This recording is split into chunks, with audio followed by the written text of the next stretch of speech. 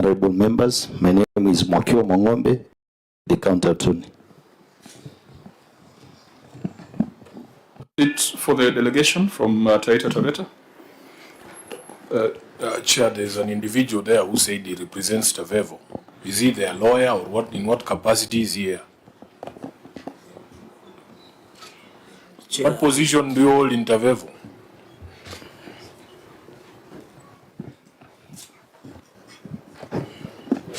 My apologies. I'm the acting finance manager, Taveta. Okay. Chair, maybe a quick one. I didn't hear Chief Officer of Finance, Treasury and Accounting Services. I had CC. I think let's put the governor on oath, then we can ask those questions. Next order is administration of oath and tabling of documents.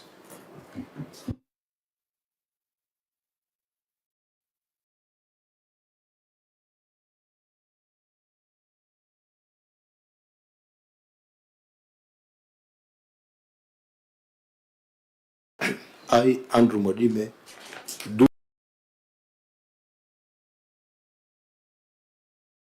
do solemnly swear that the evidence that I shall give before this committee in respect of the matters before the committee shall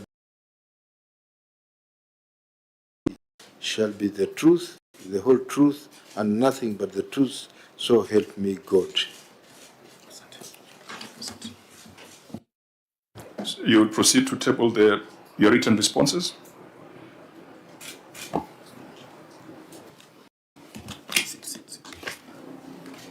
Mr. Chairman, sir, I hereby table the following documents before the committee: management responses and accompanying annexures for the report of the Public Accounts Committee on the report of the Auditor General on audited financial statement for the County Executive, the financial year 2023-2024, and management responses and accompanying annexures on the report of the Auditor General on the receiver of revenue for the County Executive for the financial year 2023-2024.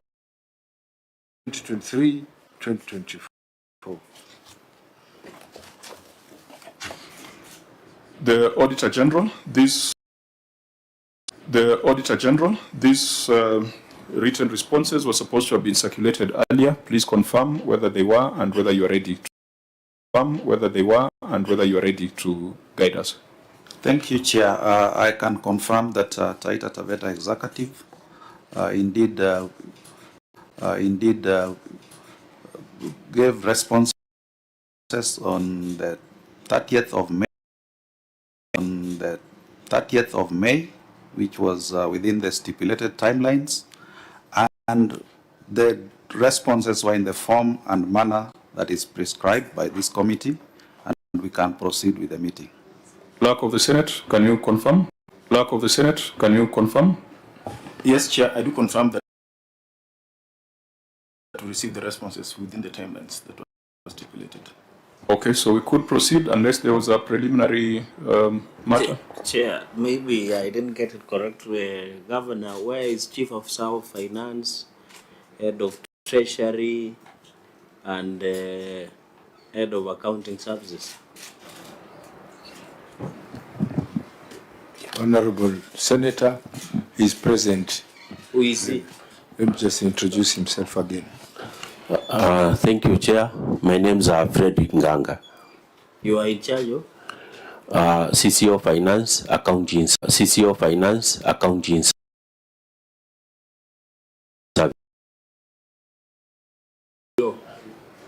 Or the Chief Officer or the Chief Officer or?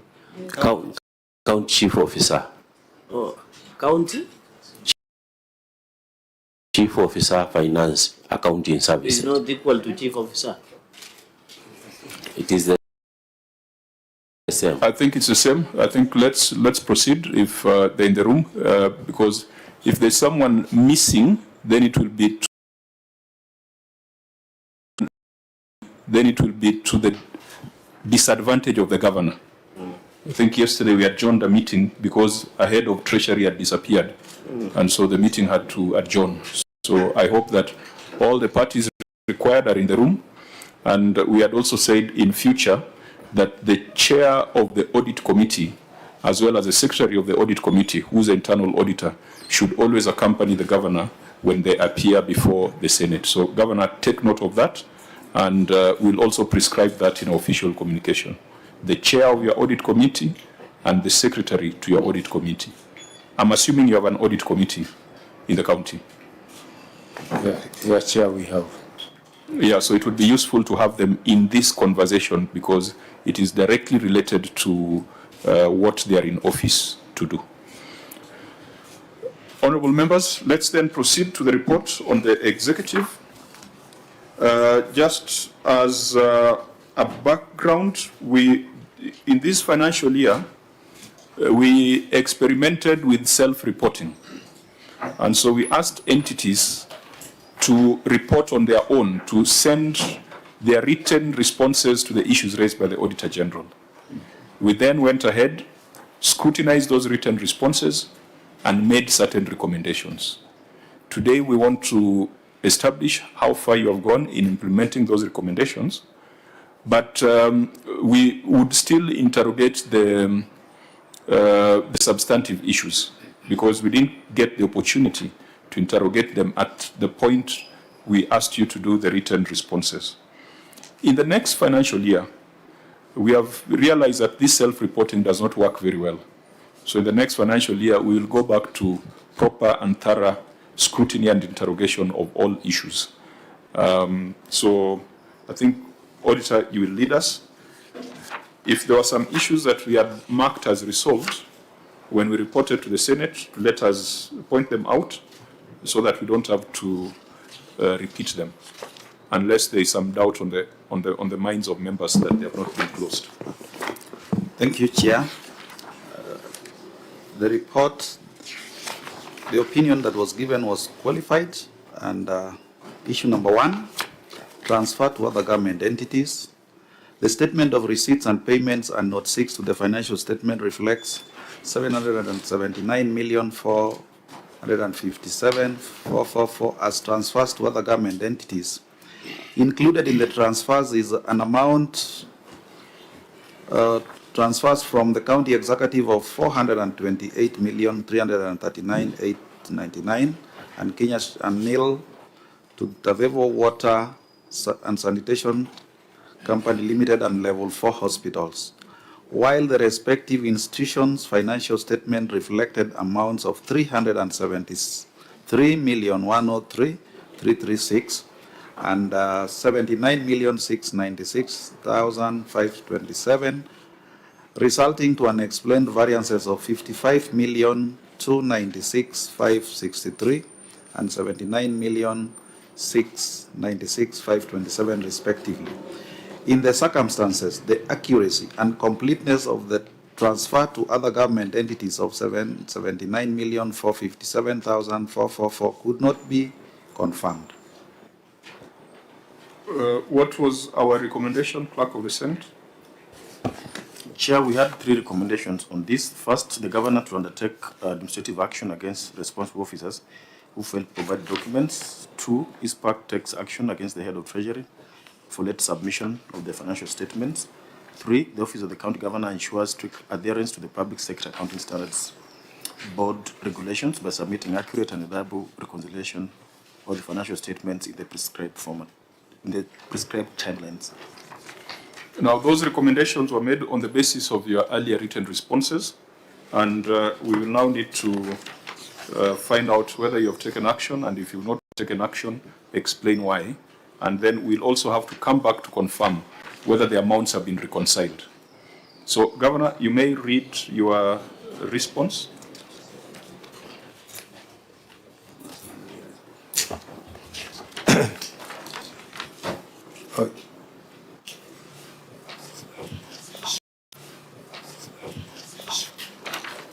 Chair, the amounts have been reconciled, and Also, we took action, that's why. What you do, Governor, you are not a stranger to these proceedings. Just read your management response and you can explain at the end.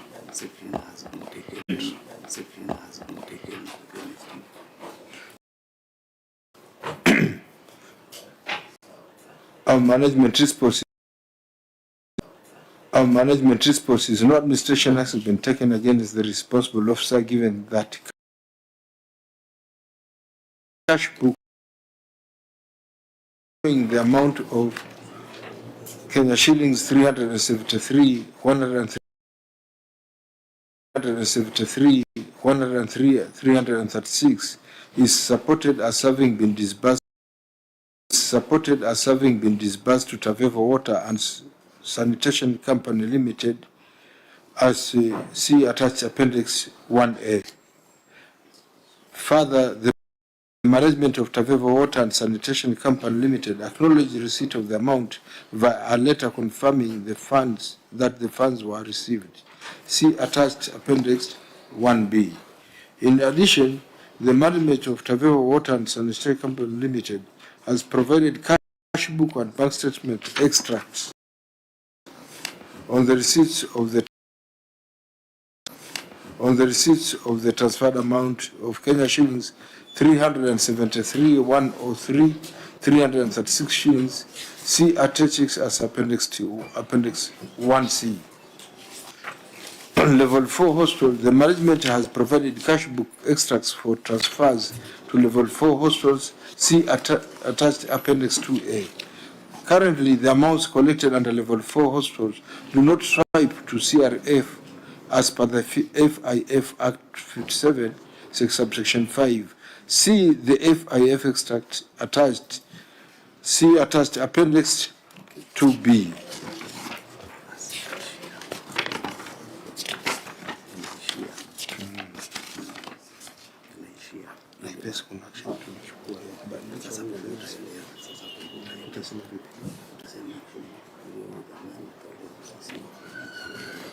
You've reached the end. Yeah, Auditor General, tell us why you are still not satisfied with that. Let's first look at the reconciliation before we go back to the need for administrative action. Have the amounts been reconciled as per the appendices provided? Chair, the transfers from the county executive to Taveta shows 428,399,899. Taveta cash book extract shows 373,103,336. And to that extent, management of the county executive should explain the difference, because no reconciliation has been done towards this end. Further, Level 4 hospitals, according to the financial statement for the county executive, it indicates nil transfer, but scrutiny of Level 4 hospitals indicates that there was a transfer of 79,696,527. So the differences, as mentioned, have not been reconciled. But Leonard, when I look at Note 6, transfer to other government entities, I can see Taveta Water and Sanitation, 373 million. I can see Level 4 Hospital, 79 million. So, are these recast financial statements or what? Because I'm not seeing the 428 million that you're referring to in Note 6.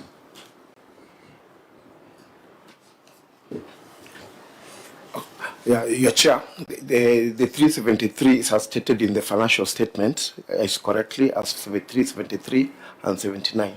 But in terms of reconciling, we go to Taveta Water and get a corresponding financial statement to confirm that what has been sent is actually what has been received. And that's why now we are saying the difference is between what has been received in Tavevo water and what has been indicated in Taita Taveta as being sent, we're not reconciling.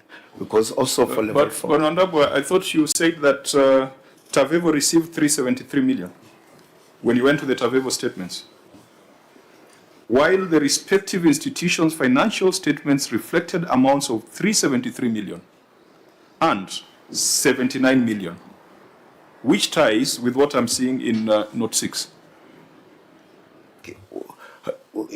What has happened is that there's a difference of 55. That was 423 and 373. Where is 423 in Note 6? Where is that row with 423? 423. Because you had said in your finding that there was nil to Tavevo included in the transfers at an amount of 428. There was Kenya shillings nil to Tavevo. I am seeing here 373. But these financial statements recast after your findings. The financial statements are correctly stated.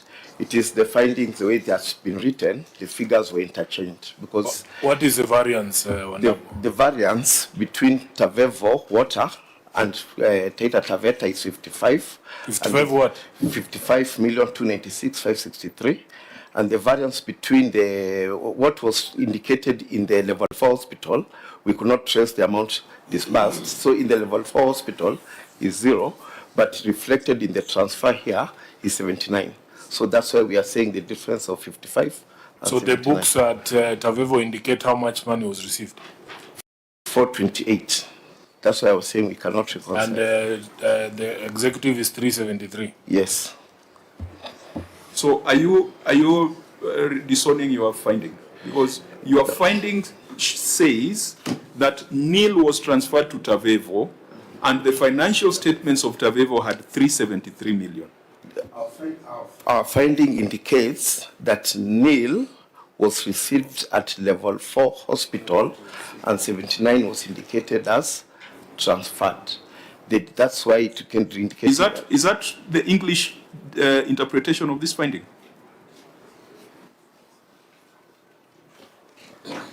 Your finding says that nil was transferred, but 373 was received. Your chair, that's what I'm saying. In the reporting, that's why there was an error and the figures were interchanged. So there's an error in the audit observation. Yes, because yes, that's what we need to establish. So in that case, what is the problem? Are you saying that they transferred 373, and yet in Tavevo they received more than 373? No, we are not saying it is they have received so they received more. It is these figures were not reconciled, because when you transfer a figure, we need to trace it in the recipient entity. Now that figure that was indicated as transferred, when you do a follow-up in the financial statement or in the cash book extract, we could not get the similar amount being received. That's why now we talk of reconciliation. What you transfer. Auditor, where do we find this figure of 428 million? Where is it? In the financial statement of Tavevo Water. The financial statements of Tavevo Water. Yes. But Tavevo is indicating that they received 373 million. What we are doing is we are reconciling the financial statement. What has been indicated. Honorable, please tell us whether this audit query as framed is what we should be considering. As framed. And if it needs to be amended, then amend it so that we deal with the amended form. Okay. Yes, it will have to be reframed to reflect the actual financial statement figure for Taita, Taveta, and for Taveta. So can you reframe it so that we are dealing with your amended audit observation? Because the way it is, I do not see a problem with the manner in which Note 6 was prepared. Leonard, am I lost?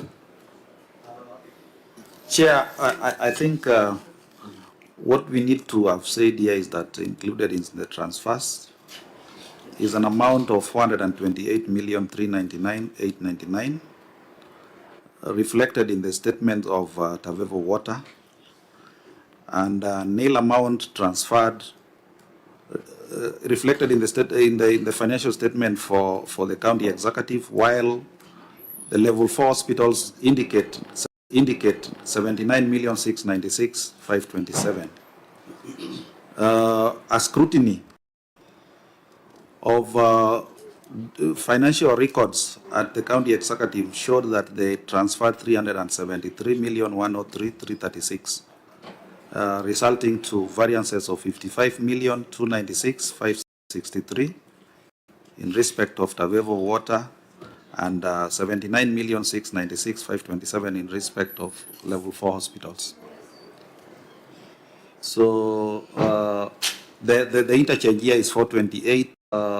The interchange here is 428,399 in the records of Tavevo Water, and 373,103,336 in the records of Taita Taveta County Executive.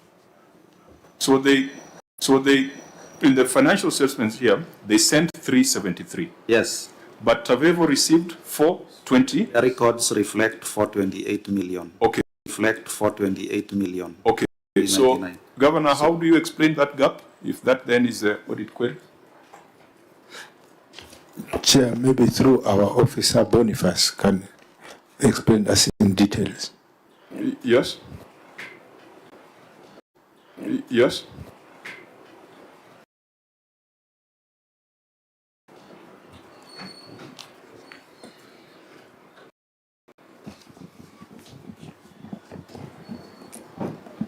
Thank you, Chair. But the reason for the variance was because part of the disbursement was done towards the end of the financial year. So at the county, it was counted as released, yet at Tavevo, the funds came in on the 10th of July. The funds came in on the 10th of July.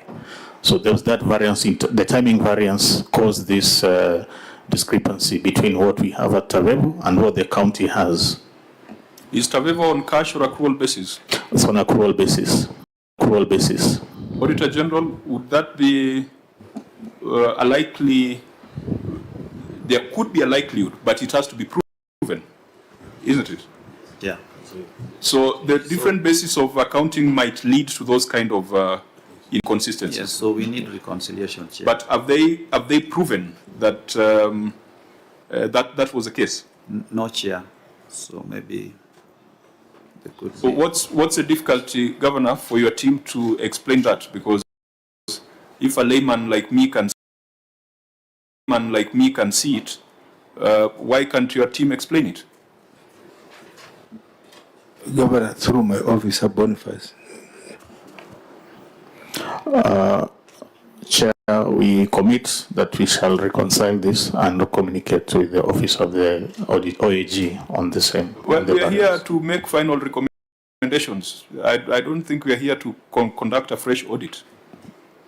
I'm disappointed. In fact, this is why now we might need to revisit the administrative action that ought to be taken. These are very simple matters. First of all, you should have raised this in the management letter that the manner in which the auditor reported this was not accurate. He didn't have to take the Senate to reframe it. Then you should have explained this easily, and this matter would not have come in this report. Governor, give us the way forward before we pronounce ourselves. Chair, already we have advertised position for the financial management officer. Because he did not provide this explanation, or what? Because this is a very small matter. Yeah, it's a small matter, Chair, but you see, we have been trying to restructure as per the earlier instructions by your committees, Chair. The earlier instructions by your committees, Chair. I think what you need to focus on more is serious application of yourselves and your minds to the audit process. That's why I said the chair of your audit committee, the secretary to the audit committee need to be part of this. Secretary General at the exit meeting, I would have challenged that finding, but then once he has clarified, I would have been able to provide the documentation, if indeed that is the explanation. Chair of lead, and in future we shall follow your advice as what you have just said. Auditor, what is your advice on how to resolve, because we cannot resolve it. It can only be looked at in the subsequent audit cycle. Chair, since our teams are already there and they are required by law to report or to provide financial statements by 30th of August. When we get the financials, I believe by then they shall have reconciled. Okay, keep this in view. Do not drop it unless the reconciliation.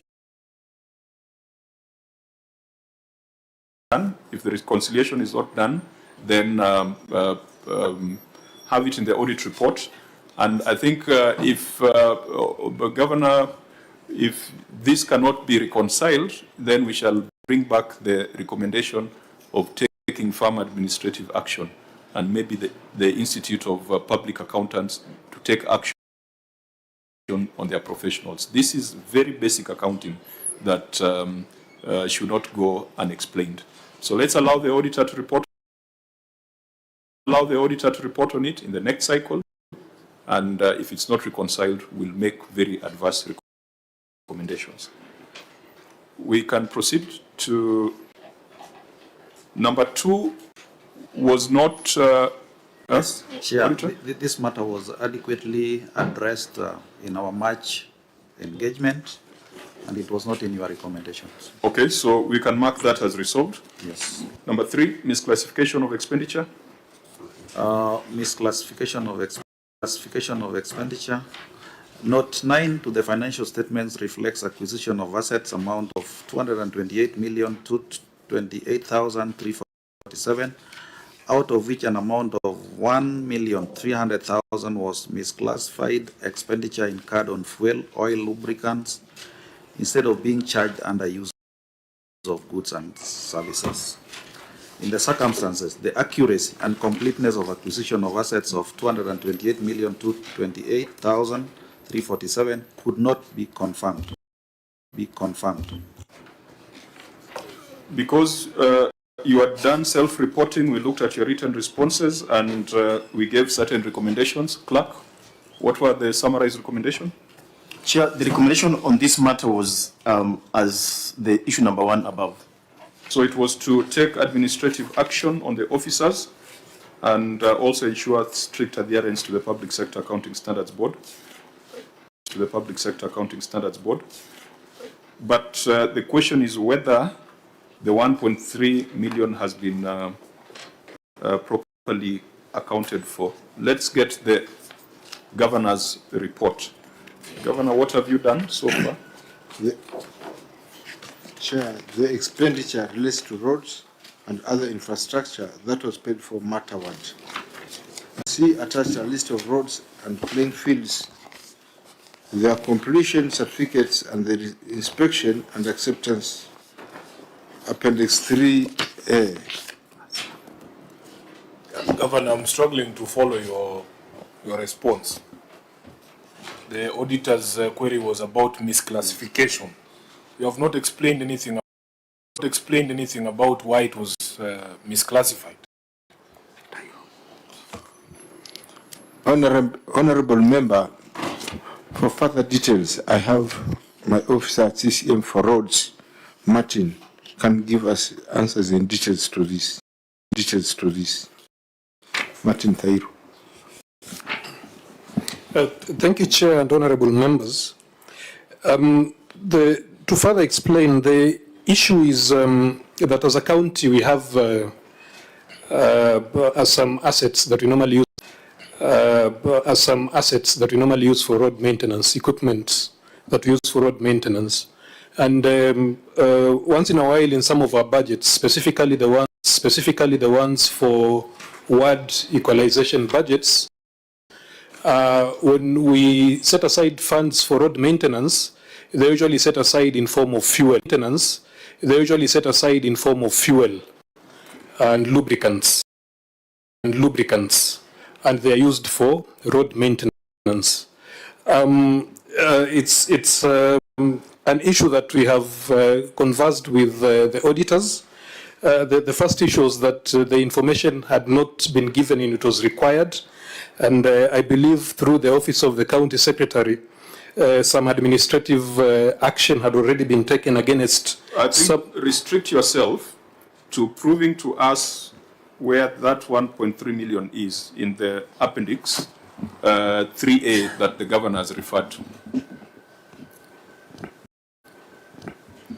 Thank you, Chair and Honorable members. So in the appendix, we've attached a list of a schedule of the roads and playing fields that were maintained using that fund that was availed in form of fuel while utilizing our county machinery and equipment. Where is that? You've got a lot of documents. Just show us that these were the fuel vouchers for grader number XYZ. Appendix 3A.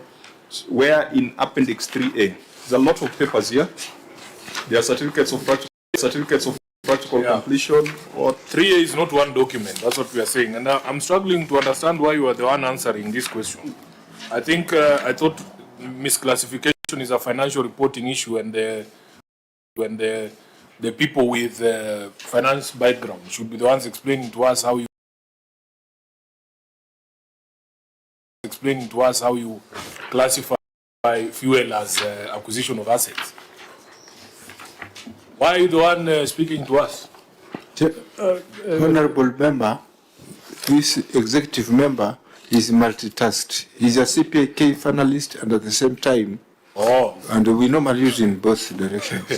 Is he a signatory to the financial statements? Yes, he's an architecture and Is he a signatory to this financial statements? No, he's not. Because Senator Spooner is right.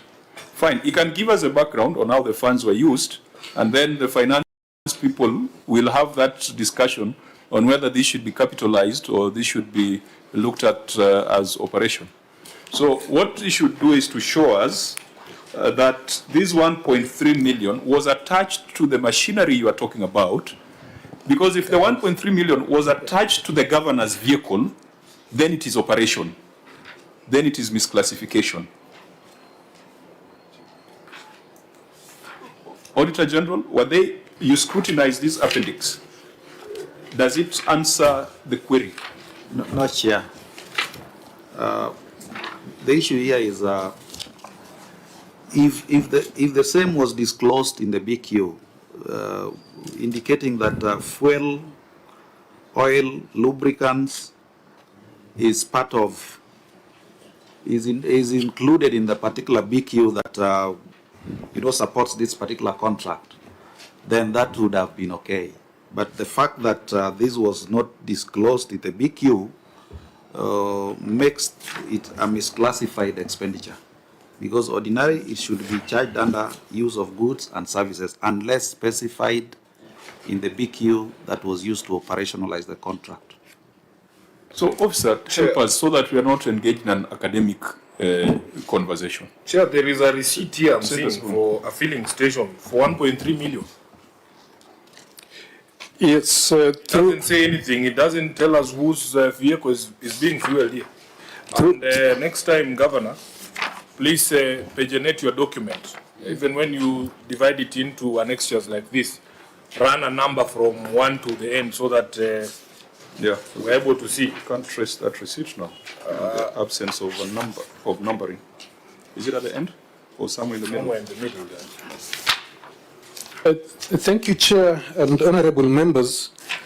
In terms of how the fuel has been classified, the fuel is normally procured through the framework contract to one fuel station. as per the procurement guidelines. And then as a department, we go and draw the fuel using detail orders tagged to a specific ward and a specific project. The ones you should give us, are they here? Because I can see one receipt that does not say anything about, it doesn't even say the product. Yes, so we have attached the completion certificates that indicate specifically, if I can just give an example.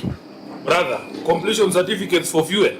You have said there are specific drawdowns for the vehicles when they are being fueled. Yes. Are those documents here? Those are the ones you should talk about, not completion certificates for roads. Sure. We want to see that these 1.3 million fuel-specific vehicles, where is that document? Chair and honorable members, we had provided the documents to the auditors, but unfortunately we've not attached them to No, to the this. auditor says they haven't seen them. That's why it's still outstanding.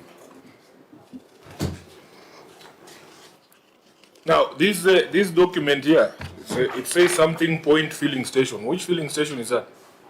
Can you see your receipt number 333, the one you have attached? Just a moment. 1.3 million.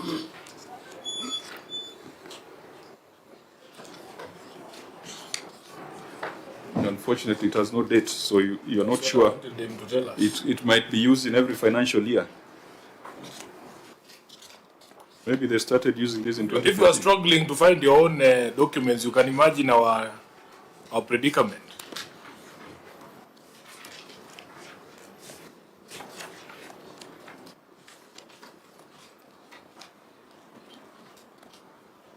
Maybe, Chair, the other question would ask is if the executive is in agreement with the auditor that if you want to use fuel and lubricants and acquisition of assets, then that fuel must be in the BQs in future.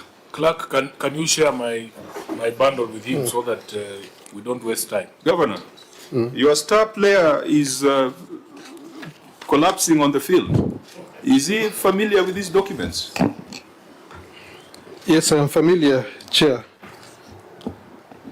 So if you're familiar, why did you put that receipt there without a date? First of all, is that even admissible? In fact, Chair, we wanted to start at the top. I cannot make out the name of that filling station. What is that filling station called? It's called Tsavo Auto Point Filling Station in Voi. I can't see that from mine. What is the date?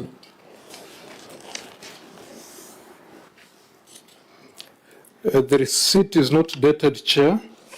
Do you see what is being bought? Does it say what the is being particulars? sold? What was being purchased from this filling station? The water and Red Bull from the shop. The next page, Chair.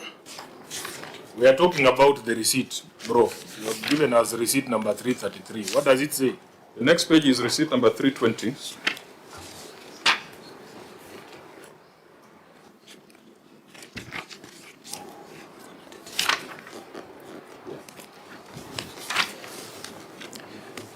The payment voucher details the particulars and the quantities of what has been paid for. You're going to get us upset.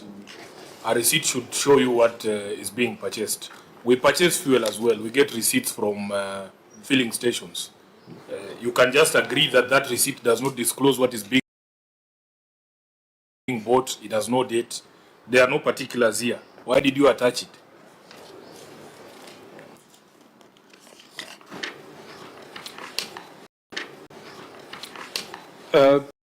Chair and honorable members, I think it was attached by mistake, and we can commit that this would not happen again. It's not a real receipt.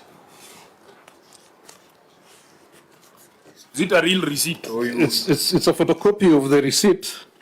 of a real receipt? Yes, Chair. Why are you saying it's a wrong attachment?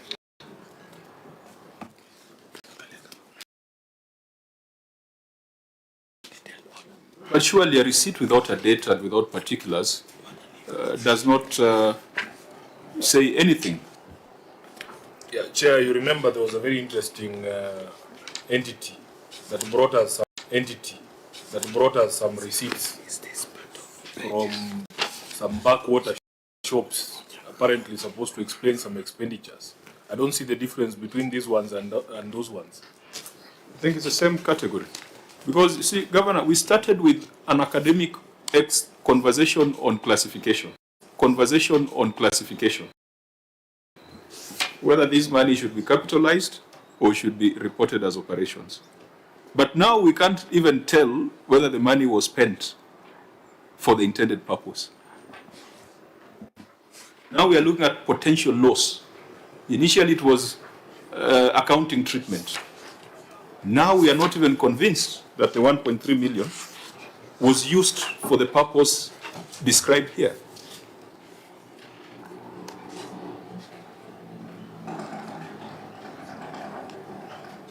Because if this is your evidence, then I will reach the conclusion that this money was stolen, if this is the evidence. Now, if you are familiar with your own records, then you'd probably want to go back to your payment voucher and tell us what that is about.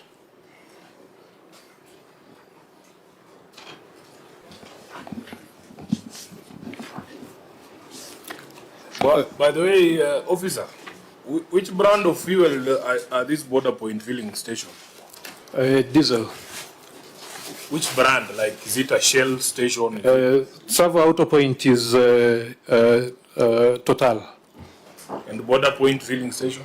Border Point is not branded, it's Border Point. I don't know if that, I am a member of the Energy Committee, I don't know if that petrol station exists anywhere else in this country. It actually exists in Taita, Taveta County. So it just exists in Taita?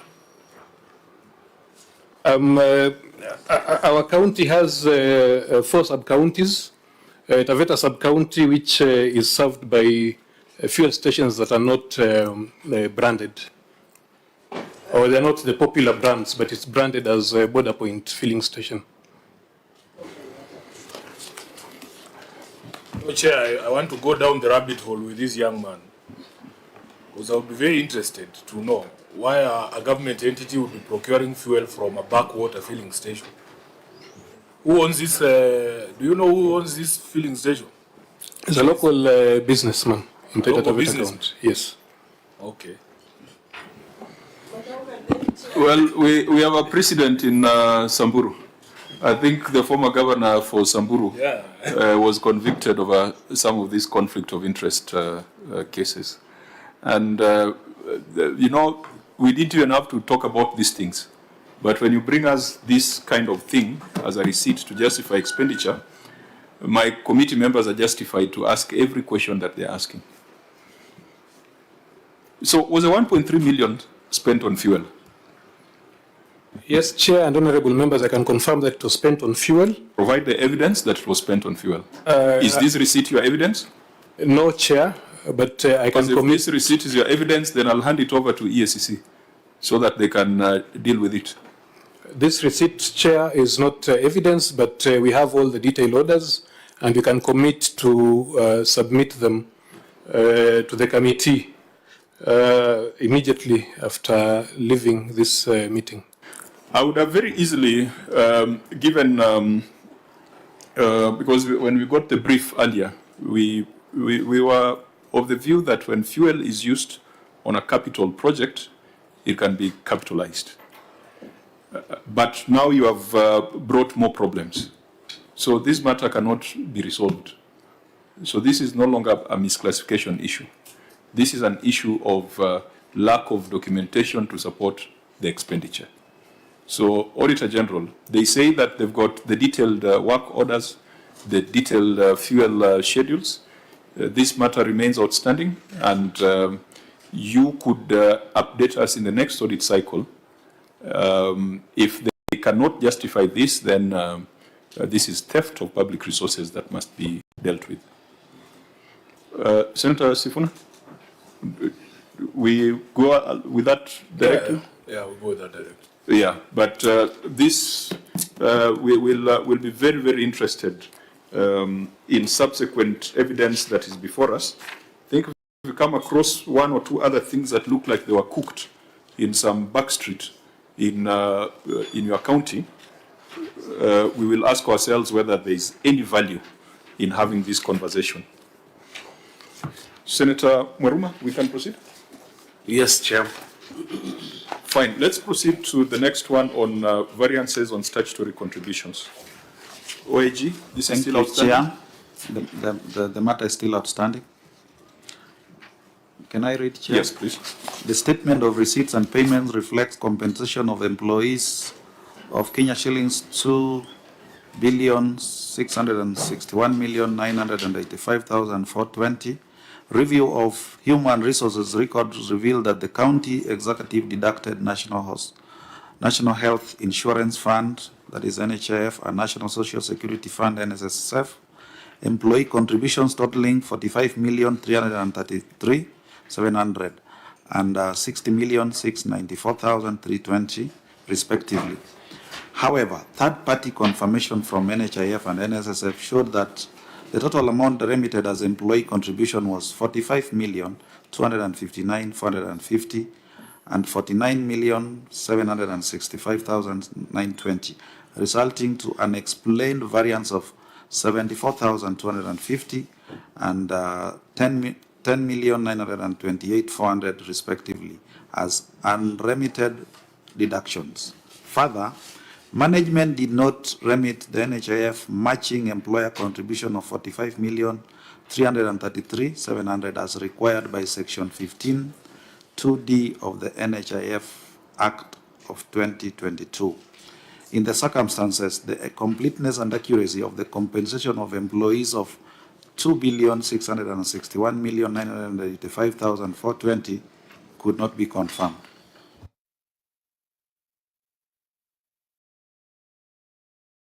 In summary.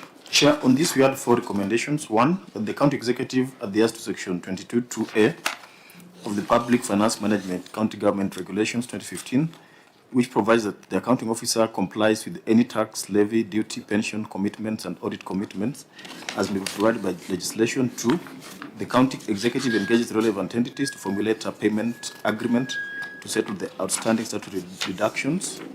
The third one, the management adheres to section 19(4) of the Employment Act 2007 regarding remittance of employee remuneration deductions in accordance with the period specified by the relevant bodies. And lastly, management to ensure all deductions and remittances of NSSF and NHIF should be supported with the receipts of remittances.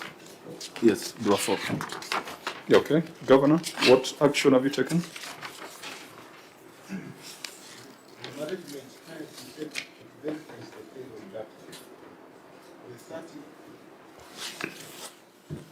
The third party e-slip and remits the amount when the two sources of data matches or reconciles. See attached Appendix 4. Auditor General, you've looked at Appendix 4. What does it say?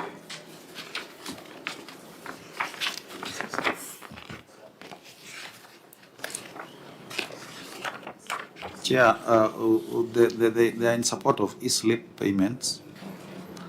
However, our concern was that the e-slips provided were not supported with the payment vouchers. So we could not confirm what the e-slips were supporting, which expenditure and for which period.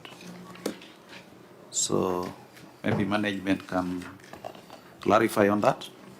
Surely, Governor, this matter really is such a small, easy thing to reconcile.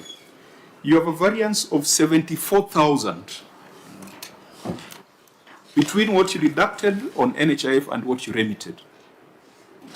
74,000. And I'm frustrated because I've seen counties where they deduct but they don't remit at all. So the variance is in tens of millions. So you are doing fairly well. What is so difficult to reconcile this 74,000? starting from NHIF, which is defunct anyway. That is what I would have expected you to say here, because your response here does not address the issue. Tell me how you have addressed the 74,000 variance under NHIF, how you have addressed the 10.9 million variance under NSSF. That's the answer I want. Chair, Executive Member for Finance, I tasked him to do all this exercise. Maybe he can Yeah, expand please be direct to the numbers. NHIF is defunct. It's no longer there. Just tell us what you are doing in terms of reconciliation. Then there's also the issue of the matching contributions of 45 million. That's a statement we were expecting here, not just pieces of paper. Thank you, Chair and honorable members. The issue of the variance for the NSSF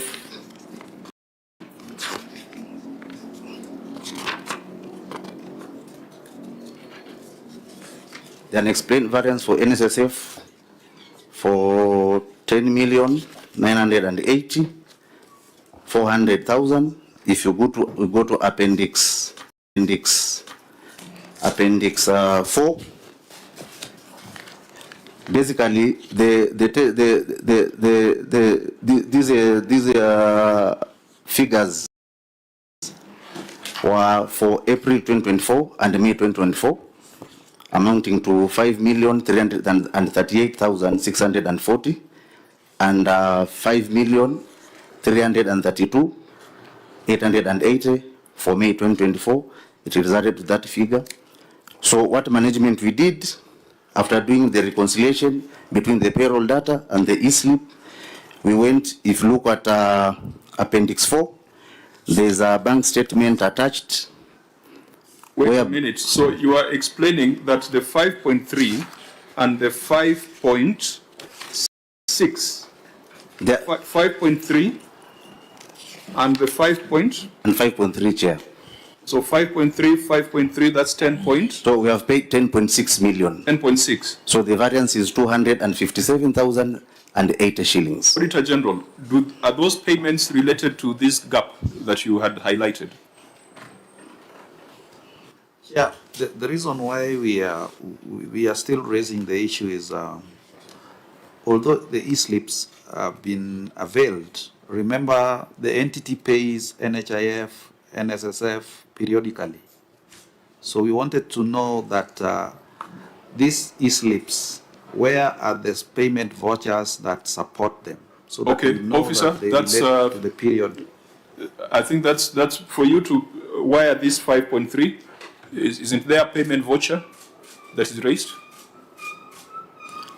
Thank you, Chair and honorable members. Because these were deductions which have already been done, so the payment vouchers are there. But I think, unfortunately, we have not attached them here, because by 30th of June... Were the payment vouchers for the specific amount, or it was for the employee salary? It was for the employee salary. Auditor, is that how it's supposed to be? Since there were these arrears, they should be able to explain that for this particular month we are paying so much, maybe in excess of what was deducted for the particular month. That deduction probably includes the arrears. The deduction includes the arrears for the previous month. But if that narration is not done, Chair, it will be a bit tricky for us to maybe... Okay, there's a Puritan route which you are insisting on. But are these payments, are these e-slips, are they verifiable? Do they relate to, from your perspective as OAG, are they verifiable and are they relevant to the query in question? Your Chair, the e-slips are verifiable because they have also attached the bank statements to actually show that the amount was paid. And as we have said there, the payments, bank payments are supposed to be related with the payment voucher. And as we have actually correctly asked as to whether the salary is included with the NHF and SSF, there are always an attachment. A total payment for a payment voucher, attached to the payment voucher is a listing of all the deductions that are supposed to be remitted. So for us to reconcile the e-slips with the respective payment vouchers, we should be able to, unless they are paying in arrears, whereby now it becomes, where they have to clearly state this e-slip is being payment for the month of July. They have to clearly indicate it is paying for which respective month, so that now we can be able to reconcile. Thank you. That's why I say that's a Puritan route, because this committee we have dealt with bigger problems, much bigger problems of hundreds of millions of deductions not remitted.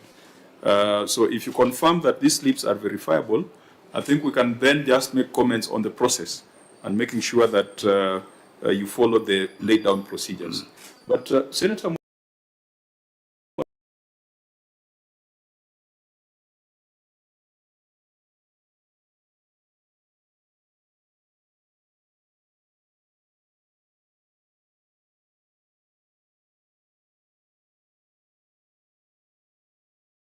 there must have been a discussion on this in a different committee with regards to Taita, Taveta, particularly health workers, or if I'm not wrong? Yeah, I think for the health workers who do not have their statutory deductions remitted, we need to know if they finally have been remitted. And number two, Chair, the query has a second limb where there is the matching employer contribution of 45,303,700. Has that been paid? Yes, respond. Thank you, Chair and honorable members. My senator from Taita Taveta, the 10.9 million, up to now we have paid 10.671 million. So we still have a variance of... No. We are, that one we have said is okay. There is a 45.33 million where you're supposed to make a matching employer contribution.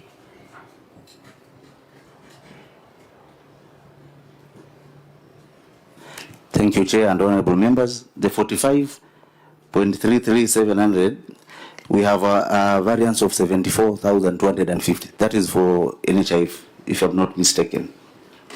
74,250. Which, if you look at that... see, we are talking about matching employer contribution. The first 45,333 is an employee contribution, which you have deducted. So you deduct and you match, isn't it? So the 74,000 is on what the employee has contributed. Now, did you match the employee contribution? Thank you, Chair and honorable members. We matched. So what we are remaining is these two variances for NSSF and NHIF. Where is the evidence that you matched? Because that was a question by the Auditor General. On the employee contribution, he agrees that the variance is 74. On the employer matching contribution, he has not seen any evidence. Thank you, Chair. I think from the way of, as the auditor was addressing it, the bone of contention is these funds were deducted for NSSF and NHIF, but the figures did not match. And the variances were... Leave the interpretation to us. Senator Spoon? Very simple, straightforward question. You matched the funds. The answer is not 100%. My brother, you know, these are the things that get people in trouble. You told the chair that you matched the funds. What do you mean by not fully? It's a yes or no answer question. Did you match the funds? Yes, we matched the funds. So where is that? Where is the evidence of the matching? That's what the chair wants to say. You have e-slips, whatever, payment vouchers, just as simple as that. Thank you, Chair. What we have attached in our evidence is the bank statements where we have remitted those funds. So where is that? There's in Appendix 4. Sorry. You will see KCB iBank. There's a figure for 5,333,280.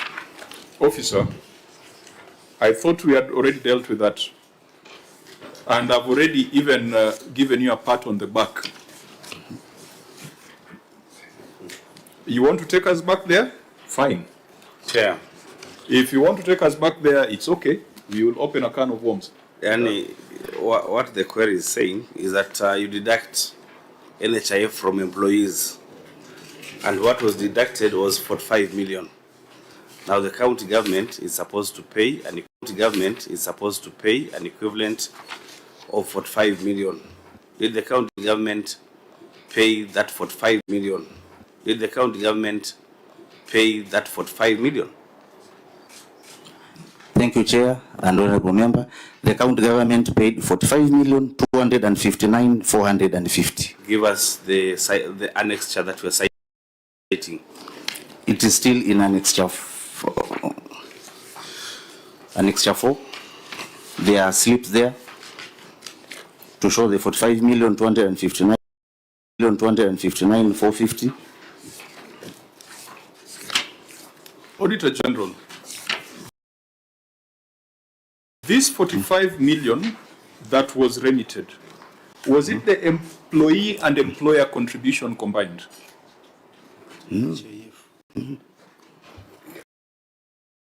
Your Chair, the 45, there are two aspects. There's the employee contribution and then the employer contribution. We have indicated the variance of the employee contribution because we had an analysis, and during their response for the March, when they responded, they still did an analysis whereby the variance remained. What they have not supported, because I still insist on a payment voucher. A payment voucher will clearly indicate this is employer contribution for the period ending this totaling to this amount. Now that document, that payment voucher, clearly indicating employer contribution, because deductions are easily matched with the salary deductions. But employer contribution is a voucher indicating this. That document was not provided. So, have they? Let me ask, because it is explaining that it paid 45 million. And in my mind, that was what was deducted from employees. There was something they were supposed to pay from the county. CEC, are we on the same? CEC, are we on the same page? Yes, Chair. So we have already admitted that yes, you paid 45.25 million, leaving a variance of 74 from what you deducted from employees. Did you pay the employer's contribution? The matching, because you're matching shilling to shilling, isn't it? It's 1-to-1. No, what I'm struggling to understand, Chair, from the Auditor General, because the entity is deducting from employees, then it's supposed to also give its own resources. How do you distinguish that money? How do you know this one is for employee deductions? So that we deal with the cleverness from the finance people. Because even this one here, the iBank from KCB doesn't say employee deductions. It just has a figure. So, Chair, this is why we were insisting that we need a payment voucher, where you clearly narrate this is employer contribution or this is deduction from salaries of employees. So have they provided any payment vouchers, including whether it is employee deduction or their contribution? Yeah, they can explain that to the committee. Have they provided the vouchers? Not yet. Not yet. Governor? Through Chair, Honorable Member, maybe can we just I give it to the officer who deals with exactly that transaction, Mr. Nganga. Okay. Hope not the architect again? No. Nganga, Chief Finance Officer.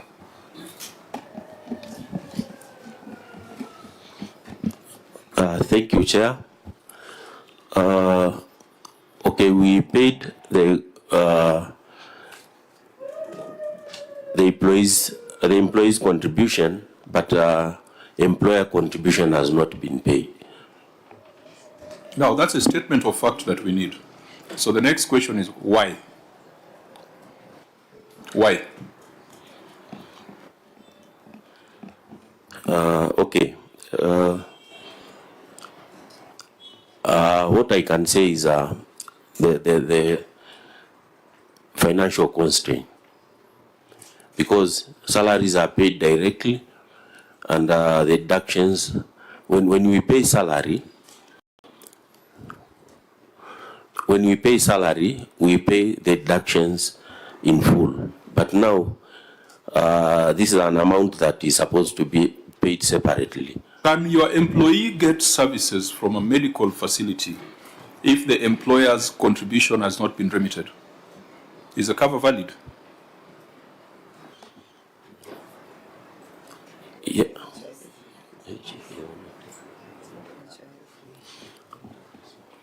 Okay.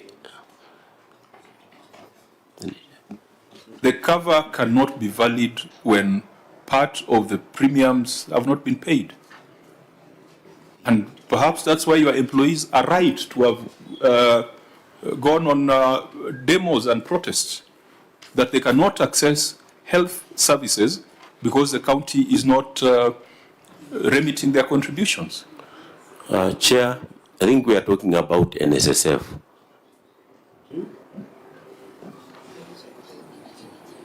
Management did not remit the NHIF matching employer contribution of 45 million. Have you read this report, or is this report wrong? Okay, Chair, NHIF has no matching. It is NSSF that has matching. Auditor General? Yes. That's correct, Chair. That is an error. It should be NSSF. I'm very disappointed, Leonard, because this is the second matter that we are correcting. And couldn't the entity correct this at the time when they saw the draft letter? They should point out. So what else? So it means that right from the start, the 45 million we're dealing with is NSSF, and 60 million is NHIF. 45 million is NHIF, 49 million is NSSF, matching contribution is for NSSF, which is 45,333,700. So everything there changes, including the law that has been breached. You know, that materially affects your finding. And it makes us even look clueless as a committee if you're relying on your report. Yeah, Auditor, you must really proofread. These are very serious documents. Do you proofread them? Or you are hurrying because of the 229, Article 229, to beat the 31st December deadline? Oh, this is very material. Yes. This is very material, surely. Auditor. Chair, I think this was an error. Our apology on this, but it is NSSF.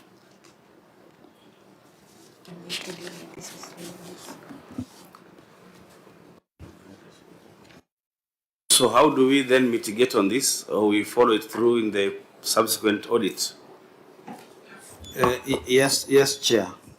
But the bottom line is the county executive should ensure that they always remit their matching employer contributions. Auditor, because you are the one who misreported this, please review this in the next audit cycle. Considering that NHIF has been wound down, it would also be important to know how that transition has been done. Much obliged. Yeah, but since there was a material misstatement here, I think go back to it and report back to us on the status of those statutory contributions. Senator Baruma? Because, Chair, you have ruled previously that in the subsequent audit reports, you deal with prior year matters by indicating clearly the unresolved issues. So you can now reframe this, rephrase it, and have it in the subsequent audit report. Chair. Yeah. Now, Senator Governor, Slim. I have a problem with the gentleman sitting to your left. He was misleading us. The other one has told us the exact opposite of what you were telling us on the level of compliance. So what am I supposed to do with you?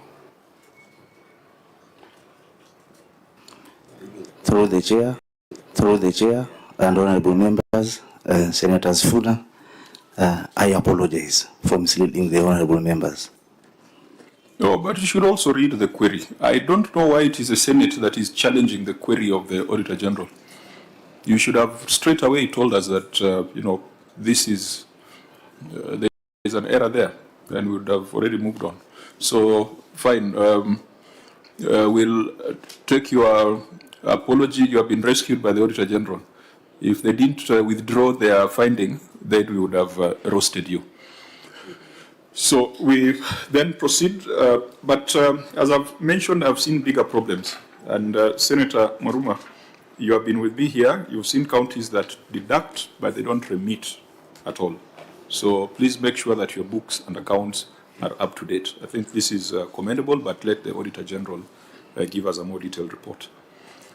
On unsupported expenditure, purchase of seeds, breeding stock and live animals, OAG. Chair, this matter was adequately addressed by the executive during the March engagement, and it was not in your recommendations. Fine. On routine maintenance, vehicles and other transport equipment. Can I read? This is outstanding. Yes, you can read particularly the outstanding points. Oh, the statement of receipts and payments reflect use of goods and services of 915,939,831. This amount includes 11,276,843 spent on routine maintenance, that is vehicles and other transport equipment. We sampled 10 payment vouchers which had the following anomalies. One, there was payment of 354,000 to a breakdown as a consequence of direct procurement in violation of the existing procurement rules. Then motor vehicle maintenance logbook was not provided in support of payment for motor vehicle and repair maintenance amounting to 929,482. Overhaul, repair and maintenance of an environment truck vehicle amounting to 661,500, and then repair and maintenance of fire engine vehicle at 675,550, all amounting to 2,266,532. Then the third issue, there was payment for motor vehicle repair and maintenance at 929,482, which was based on a pro forma invoice, and no receipt was provided for advance payment, for the advance payment. Now, Chair, they have since availed motor vehicle maintenance log, and the matter has been dispensed. Maybe Chair can be a bit systematic, starting with the one, and see what is still subsisting. Yes, the issue of breakdown, I think management should be able to clarify why they did direct procurement. Although they have given a police abstract which shows that there was only one breakdown in Voi, but that particular letter does not have a letterhead or a reference number. What is the issue in that audit query? The issue is direct procurement of a breakdown vehicle. Okay. I think we had some recommendations there, but I think let's just go straight to the governor's response, now that part of that query has been addressed. Governor, what's your response on each of the... Thank you, Chair. Administrative action has not been taken against the officer. No, sorry, administrative action has been taken against the officer. See attached administrative warning letter, Appendix 5A, logbooks, Appendix 5B, and police letter 5C.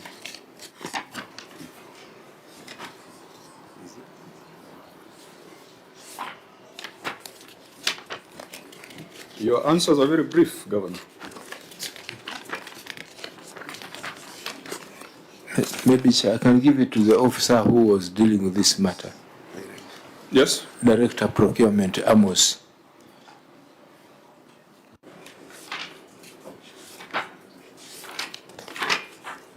Where is the director?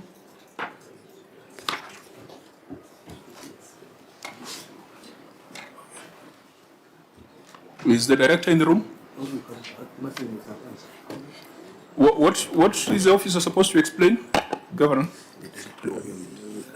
On the direct procurement. But the chief officer is here. He can explain, and the explanation that I was getting was that there's only one ambulance, no breakdown in Voi. Maybe then what would be questioning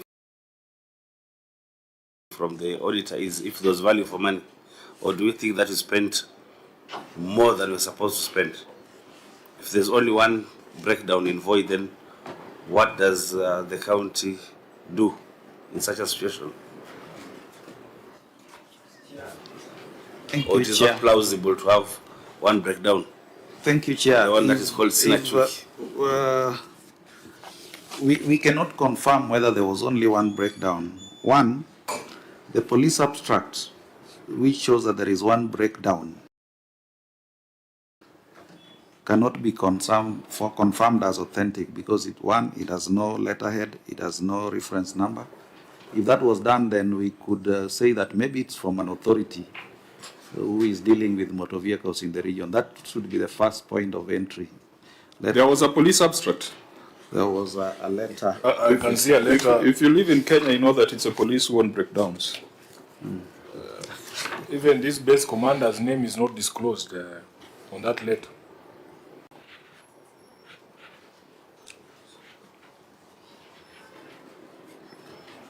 Is this how the police write? This one is just, I don't think we'll admit this kind of letter. We know that the base commanders are the ones who operate breakdowns. Correct. Your car is clamped or you are in a traffic situation, a breakdown shows up immediately. I don't think the police is the best witness in this particular matter. Also, Governor, this administrative action that you speak of, I see the letter that you have exhibited at 5A is addressed to everyone.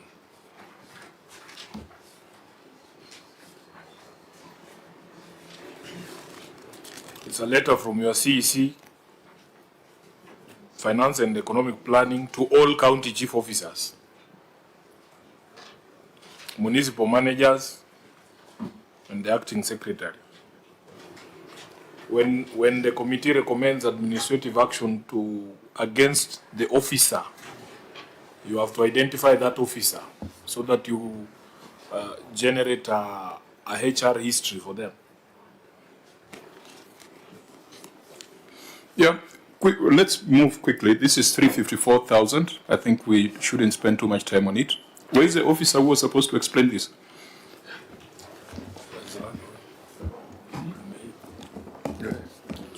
Thank you, Chairman. What I can admit is that we only have one breakdown services at that period, and because it was an accident, and the vehicle was in a place where it could not have stayed for long, and we had to contract the services of this service provider. What's the relevance of this letter from the base commander? Because no one understands that in Voi we have only one towing service that comes from who it is addressed to whom it may concern. It sounds like an advertisement for Hatunachuki Voi breakdown service. This is an advert by the base commander promoting this breakdown service and giving it monopoly.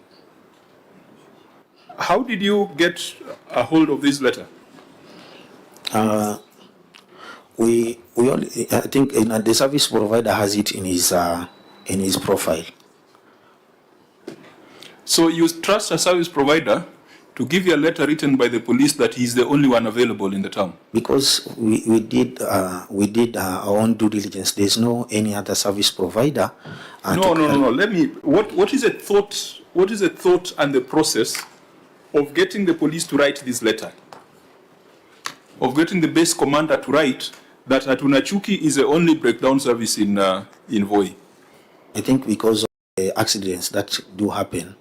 So who are they addressing this letter to? I think it was just, I think there's a recommendation or something. Prompted by? It was, I think the service provider was just proving himself that he's a service provider of them. This is collusion between the service provider and the police. For the police to advertise its services and to establish it as a monopoly. This cannot answer the audit query. Surely this is completely untidy. We know those practices, but we cannot formalize it by accepting this.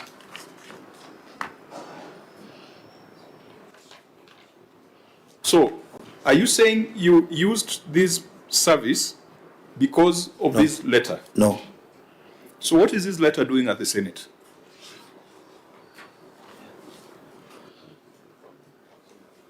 Because it's giving me a very bad feeling of collusion between the base commander and the breakdown service. A monopoly that is reinforced by state security.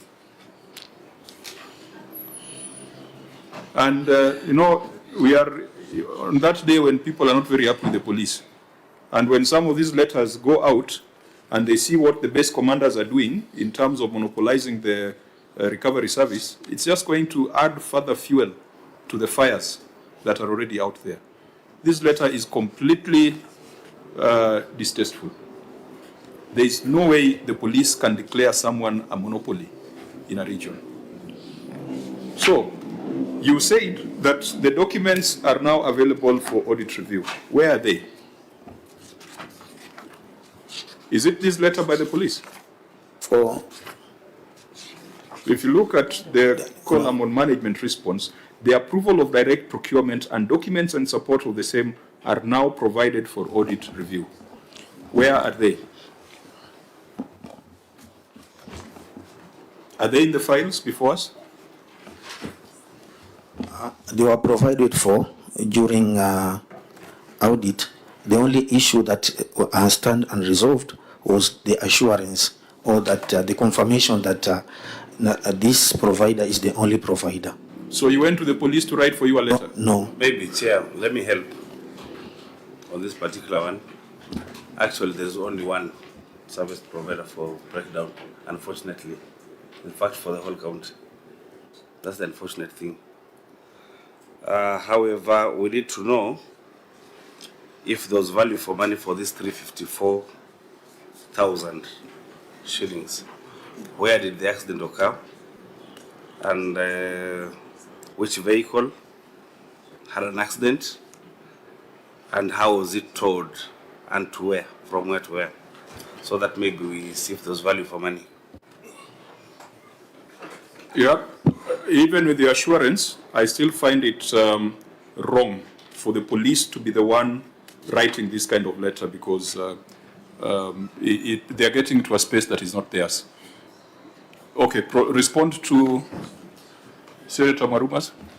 The accident happened some times back, and it happened in an area in Undanyi, and it fell over a hill, and there was a lot of vegetation, and it was being recovered from that place, and it was taken from all over from Undanyi to Voi police station.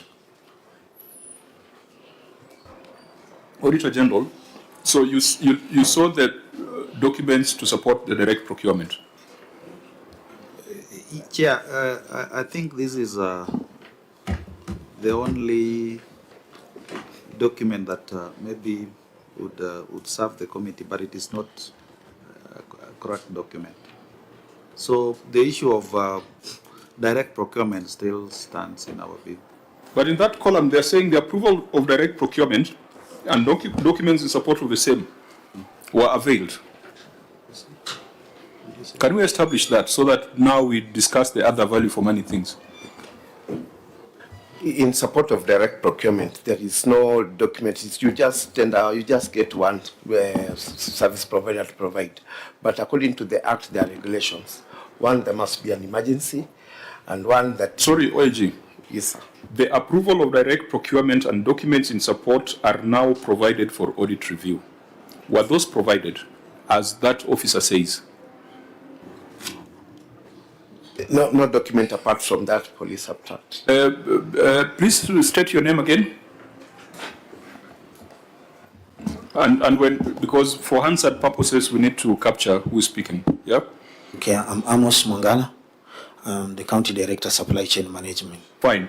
You have said under management response that you provided the direct procurement approval documents to the Auditor General. Did you? Yes, I provided. The only issue was that it was only... Leave alone what the only issue is. Did you provide those documents? Yes, I provided. There was a letter from... Now, why did you feel that it was not necessary to bring that to the Senate and bring this letter by the police instead? Maybe it was the only issue outstanding was the confirmation. Please do not make your own assumptions. Assumptions are the mother of all problems. If there's an audit query, come with the documents supporting that audit query. If there's something you provided to the auditor outside the audit timelines, make sure you bring it to the Senate as well. Because, auditor, if this had been provided at the time of audit, would you have raised the query? Normally, we raise a query based on limitations, like based on the Act, the compliance. Like, for example, they provide a quotation for the vehicle, but that quotation was only one quotation, that they did not do 3 quotations as required by law. So we require them to comply with the law to show that it's an emergency or it's not an emergency, and if it's the only service provider. That's why we requested them to actually show us proof that that is the only service provider, because the accident where it happened, as the way they were explaining, where somewhere they had to source a breakdown from Voi all the way to Undani. I think we are spending too much time on 354,000. Auditor, tell us, should we mark this matter as resolved or not? I think we need your guidance on this, because one issue that is coming out clearly is that the document that has been used in support of the fact that there is only one breakdown is not admissible. Secondly, documents that show approval for the direct procurement were not provided. So unless these two are done properly, then maybe we can say the matter is addressed. Officer, I'm going to put you on oath to confirm what you are saying, because the OAG says they didn't receive those documents. You are insisting that you got those documents. Is it your position that you provided those documents and you can provide evidence? Yes. What is your evidence? I mean, there's maybe on a file that maybe ask my CCO, the file that we gave to the auditor before it was... No, it cannot be a file. It must be a record that answers this directly. Yes, it is there. What is it? It was a letter written by the then CCO, Department of Roads, Public Works, explaining that there is an accident that has happened in Undani, and they need to tow that vehicle, and now that they only have one service provider to tow that vehicle. Is that the approval of direct procurement? No, it was just a letter, and then after that, we went ahead now and did an approval, and was that a separate document? No, it was written on top of. It was written on top of that letter that the process, the direct procurement is approved as per section this and that. Now, and that letter only exists in your mind because the Auditor General has not seen it, the Senate has not seen it. Maybe then maybe I provide it.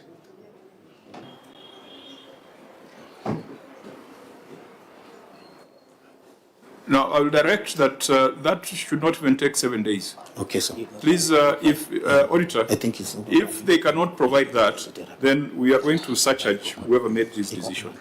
This is such a small thing, Governor, and I'm getting frustrated. I thought that by 1 we'll be done with this session, but it is you and your team who are wasting our time. On 354,000, we have spent 20 minutes. All your officer was supposed to do was to provide that letter, and would have taken 2 minutes on this matter.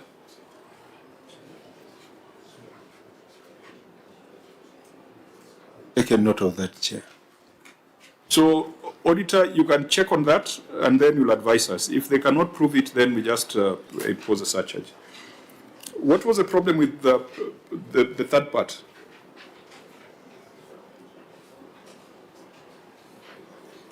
Auditor.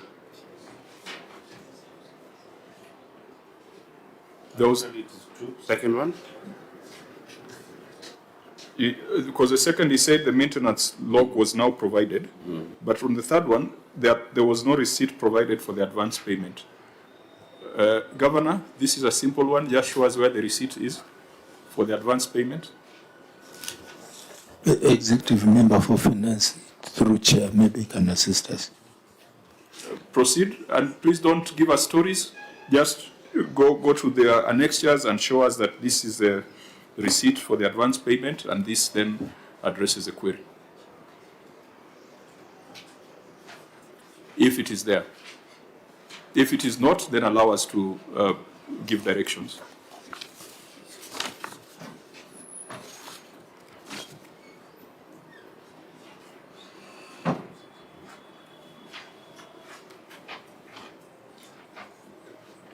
Auditor, did you see, was it provided to you? Okay, at the time of reviewing, I'd even indicated in my briefs that there was no receipt provided. So, has it now been provided?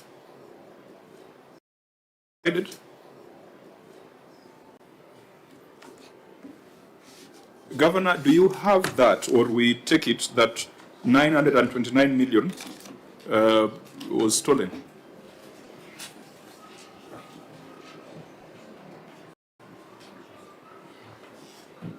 And you see, you guys need to organize yourselves well. The things we are discussing are generally informal sector things. So it's possible that documentation might not be as thorough. But when you find an audit query like this, you must look at the issues that have been raised. If you go to repair a vehicle, perhaps the mechanics are some informal guys who don't have systems, who don't have even ETR. Chair, we appreciate that, but you must provide something to support expenditure. In the interest of effective use of time, even in their response, they have not cited any evidence of a receipt, and so even as you look for it, it doesn't seem to be there because you have not written it as part of your annexures. Then maybe you can give away for the chair. Yeah, Governor, if it's not there, just say it's not there, then we will make our recommendations. It is not attached, but it is there. No. You can't bring fantasies here. If it is not attached, it is not there. Okay. If the auditor does not have it, if the auditor didn't see it, it does not exist. Okay. We don't want to give you a backdoor to go and cook receipts, the kind of receipts that Senator Sifuna has already flagged. Yeah, because the problem was at that time of audit, the Associated Motors did not provide the receipt. The only problem is that they had also changed their systems, so they had to go and retrieve it, and it took too much time. I think members will give directives on this because we cannot confirm that public funds were used properly. We shall make recommendations when you're doing our report writing. We proceed to printing, advertising, information, supplies and services. OAG. Thank you, Chair. I think this matter was also addressed adequately by management, and it was not included in your recommendations. Okay, then we proceed to unsupported pending payables. Thank you, Chair. Can I read? Yes. Unsupported pending payables. Note 20 to the financial statement on other important disclosures reflects accounts and staff payables balance carried forward of 1,374,955,773 and 800,170,135 respectively, both totaling 2,175,125,908. However, analysis of detailed ledger indicating order and invoices issued and staff details, which include name and personal numbers, were not provided for audit review. In addition, Annex 3 to the financial statements on staff payable balance of 800,170,135 did not show how much was owed to the senior and middle management and unionizable employees. This was contrary to reporting format prescribed and published by the Public Sector Accounting Standards Board. In the circumstances, management was in breach of the accounting standards. So we had a lengthy recommendation there, which we shall take note of. So, Governor, straight away, you could tell us the action that has been taken. The county government has verified pending bills amounting to 1,374,955,773. The county government has submitted a payment plan for pending bills to the control of budget of 209,977,511 and 76 cents. Out of the verified pending bills, Kenya shillings 121,866,614 and 20 cents has been paid as at March 2025. The pending bill report has been compiled in accordance with the PSAB's reporting template. See attached payment plan, paid pending bills and pending bill template as per the guidelines of PSASB Appendix 6. Auditor General, what's your view on that response? Chair, the county government prepared the payment plan of 200 million, and as at March, they had paid 21 million. Subsequently, they indicated 21 that or 121? 21 as at March, when we had the March engagement. Later, they have indicated that they have paid 121 million. What I can confirm is that at this juncture, we cannot confirm this payment, but our teams are already working with the county executive. They are there. They started working, they are there, they have been there for about 1.5 weeks.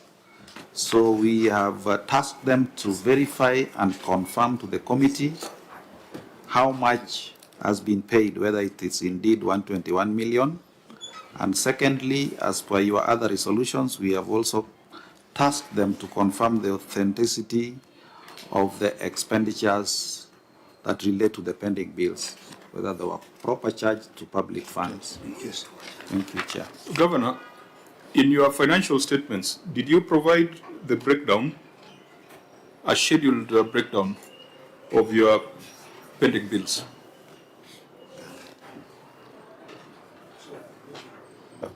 My officer, Ganga, can you maybe respond to that?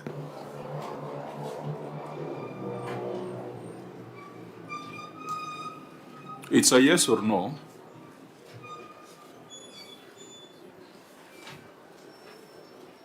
If they are provided, you say yes. If they are not, you say no. Chair, we had provided. Which annexure? In the financial statements, not in your files. Financial statements. Annexing financial statements. The standard requires you to disclose.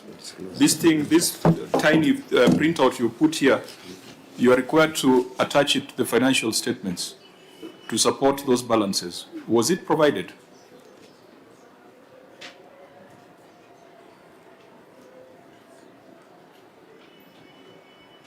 Yes or no?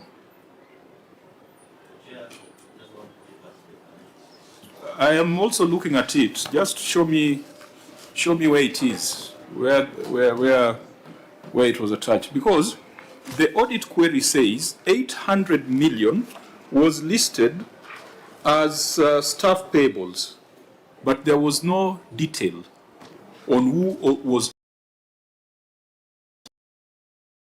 what.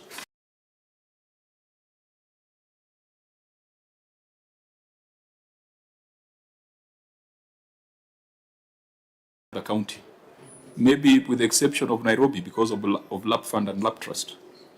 How can you have pending bills due to staff of 800 million? And who are those?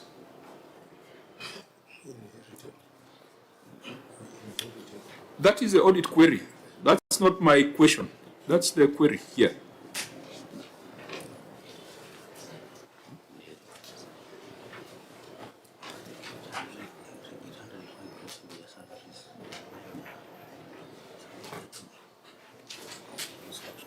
Because you have said you are paid 121. We are not sure whether 121 relates to the staff payables or 121 relates to the 1.37 billion. If you owe staff 800 million, then what kind of organization are you running? Chair, just as a follow-up, the last time the executive appeared before the health committee, led by Senator Mandago, we talked about this 800 million. And you did a payment plan. You are proposing that you take a loan from the bank and in a supplementary budget that should cater for payment of part of this 800 million. I think it's a good opportunity to ask how much then out of this 800 million you have paid as per the payment plan that we gave to the Senate Committee of Health, which is actually part of the Senate, the House of the Senate. What is this 800 million? What is it? You are not paying salaries at all. Maybe, Chair, if I may comment on it. The 800 million. So state your name for Hansard purposes. My name is Hezron Mzuri. And your role in the organization? I work in the reporting unit. Yeah, just have the mic close to you so that you are audible. The 800 million was inclusive of salaries for June and May at that time, because it was at the audit was at the close of the year. And how much was that? So the actual payable was around, for statutory was 500 and something. Because the two... Look, yes. When it comes to money, it is not 500 and something. It is exact. Can you go and get a schedule and refer to that schedule as you're telling us this story? That's why I've asked whether there was a schedule attached to these financial statements to break it down. And that's why the Auditor General also said and reported that 800 million was there, but they could not tell who was owed that money. You can't come here and give us a narration. You owe us a detailed schedule. Guided, Chair. Guided, Chair. So do you have it? At the moment, I don't have it. But so, Governor, you don't know who you owe in the organization, starting from staff. Isn't there someone who should have that information?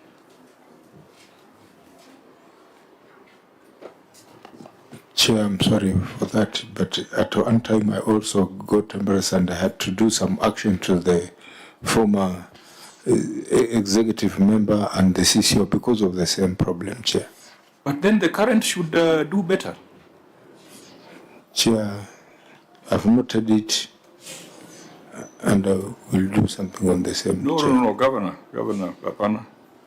You know, you are familiar to us because you are a member of parliament. But that is not how this county should be run. Chair. Senator Samburu. Chair, the officer just informed the committee that out of the 800 million, 500 million is owed to staff as statutory deductions. And you said that for the month of May and June. So do you want to tell us that the statutory deductions for the month of June is 500 million?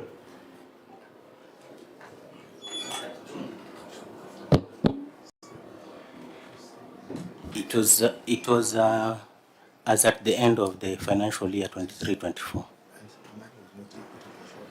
And we had not received next checker. So you're saying you've not been paying your statutory deductions from the beginning of the financial year until June? No, we have been paying. So what is this 500 million statutory deductions? It's for which months? It is cumulative. It's a historical figure. It's cumulative. Okay. Statutory deductions.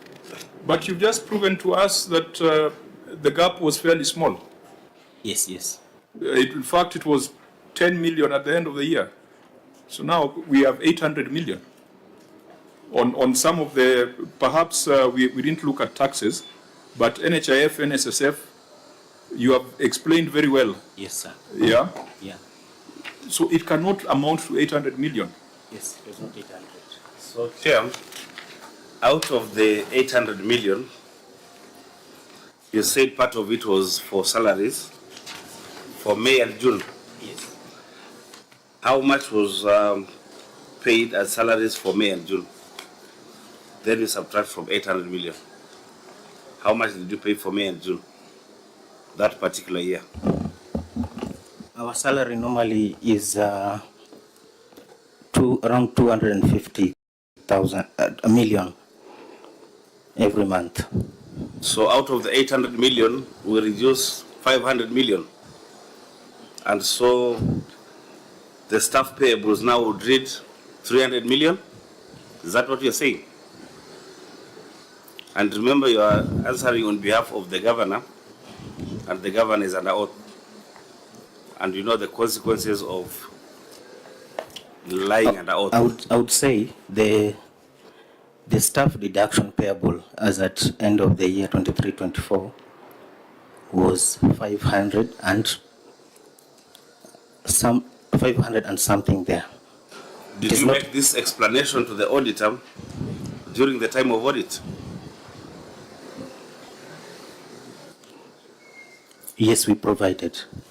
Now, you have said up to now, up to March 2025, you have paid verified pending bills of 121,866,420. Is it part of the remaining amount from this 800 million? Or this one is part of 1.37 million? The amount paid, 121, is part of the 1.3 billion. So you have not paid? It is part of the verified pending bills. What about the 800? How much has been paid? Let me check the figure. You have two bills, staff payables and payables to contractors. Yes. 1.3 and 800. So Yes. out of the 800, how much has been paid? Let me check the Because current. the governor has only reported 121.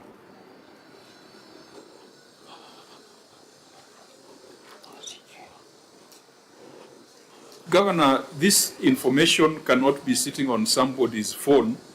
This is institutional information that you should ask for and you should have.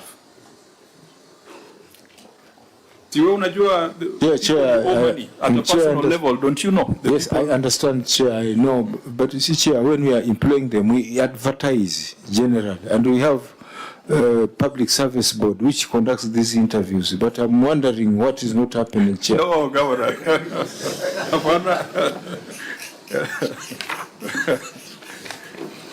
This is the most basic information that a governor, not the officer, that a governor should have. And that's why I started by asking whether there was that disclosure. That's where the problem started. They didn't disclose in the financial statements.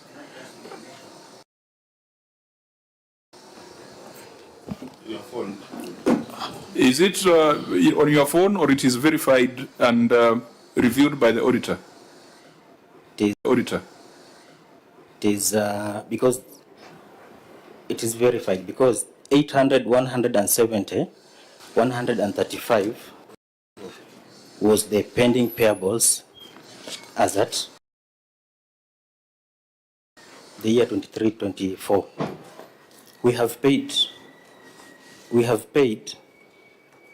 251, 512, 272, remaining with a balance of 548, 657, 862.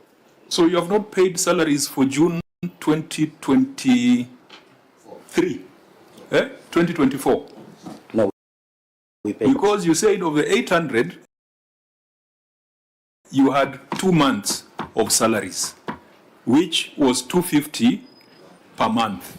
So for the 2 months, it was 500 million. So if you've only paid 251 million out of the 800 million, it means that your staff have not been paid for the month of June 2024.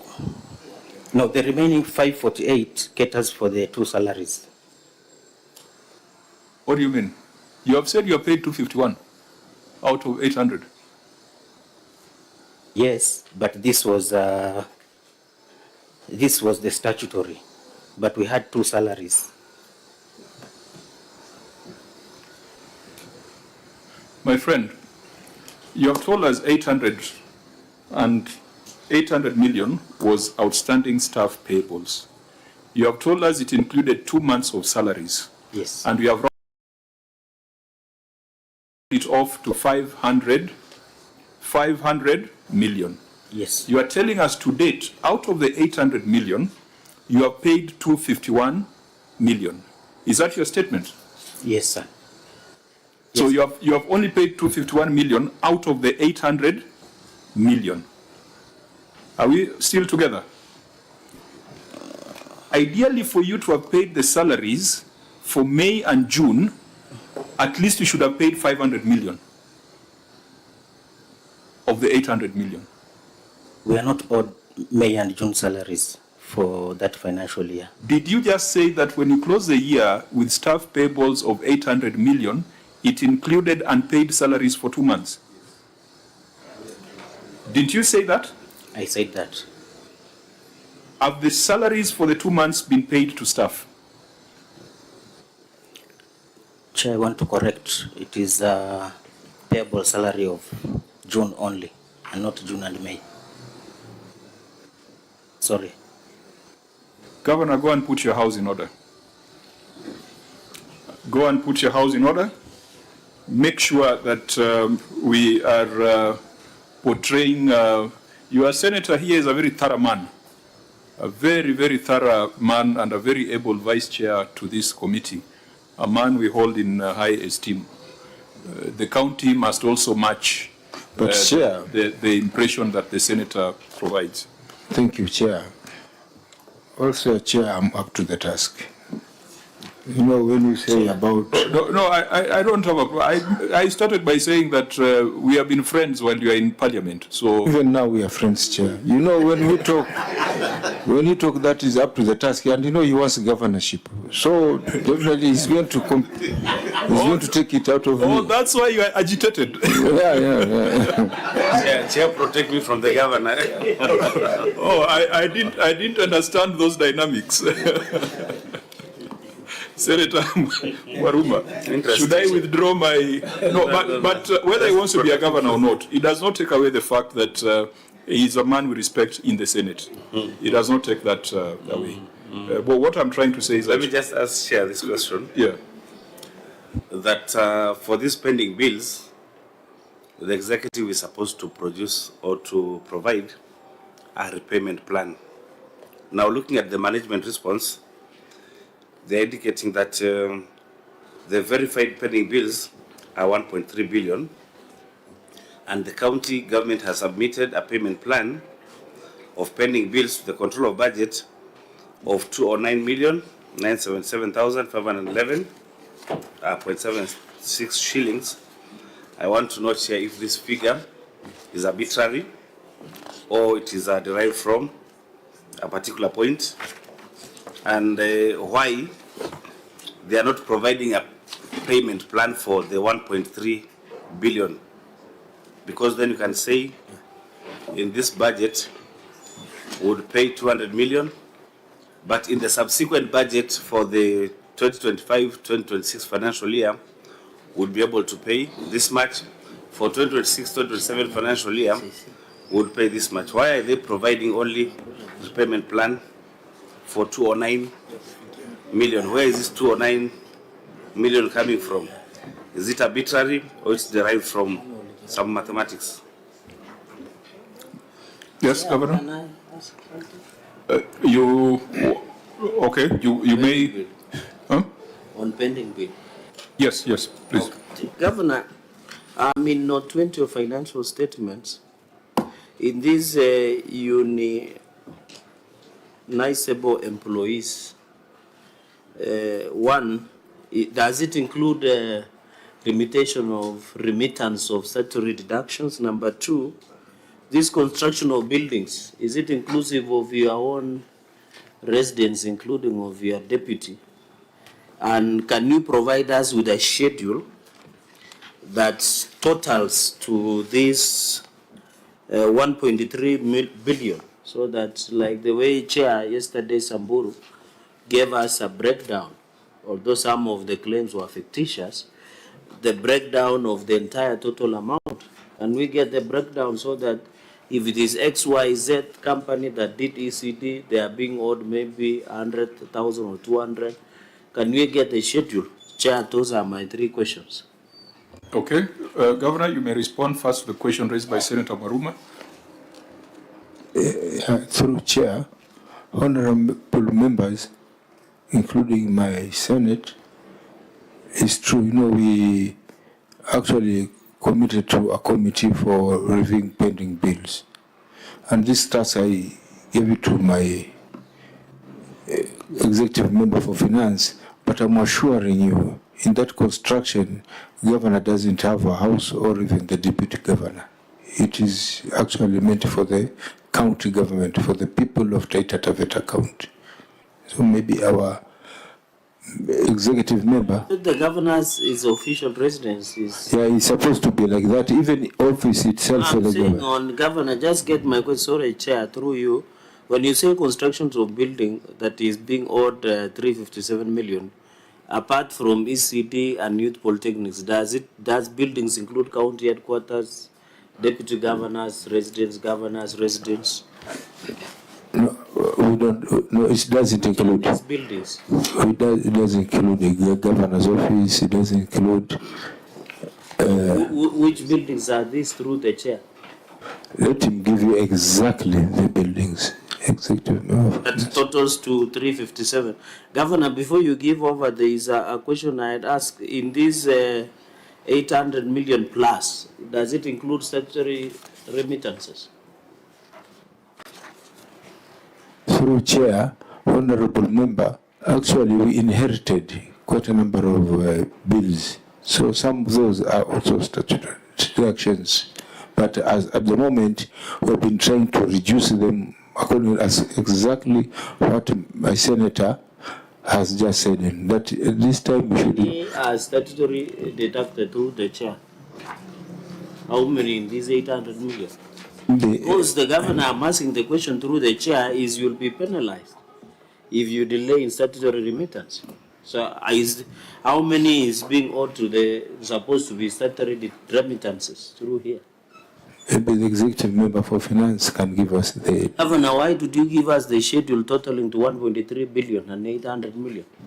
Was that provided to the OAG through the chair? Did you see that amounts to 1.3 billion and 800 million? No, Chair, with this era of ghost workers, we need to be precise. Chair, the schedule for 1.3 billion was provided during the audit process. That's why we have not questioned about the schedule. The only question that... No, Auditor. I thought you were given the schedule by Samburu. Auditor, you gave us a brief earlier. And remember, I asked for that schedule. And it is not there. We have asked the county to show us where it is. They cannot show us. Correct. What we have is a summary. Correct. What we have here is a summary, Yes. an analysis. In note number 2. An analysis of pending accounts payable. Yes. Then we also have analysis of pending staff payables, which you yourself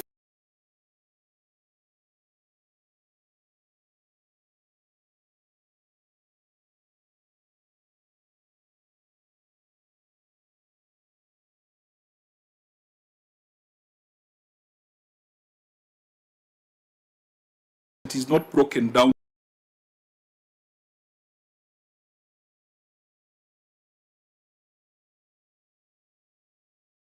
to know who the beneficiaries are. Correct. And that is what the county is struggling to respond to. Correct. So to the question raised by Senator Cherargei, I think it has been asked and there is no answer. Okay. And that is what brought us to that conclusion where the governor intervened. Now, Auditor, you must insist on the same standards across all counties. In other counties, that schedule is provided. So that it's all broken down. We cannot accept an explanation from an officer looking at his phone telling us that this is who was paid and this is what is... that's not how to run public. That's not how to run public affairs. So on this issue of pending bills, I think we must ask you to do a more detailed, in-depth analysis in line with the recommendations that we have made. But what we have here is not satisfactory, it is not professional. You cannot, Governor, be referring to the phone for such important things as liabilities that are due to the county. Patrick.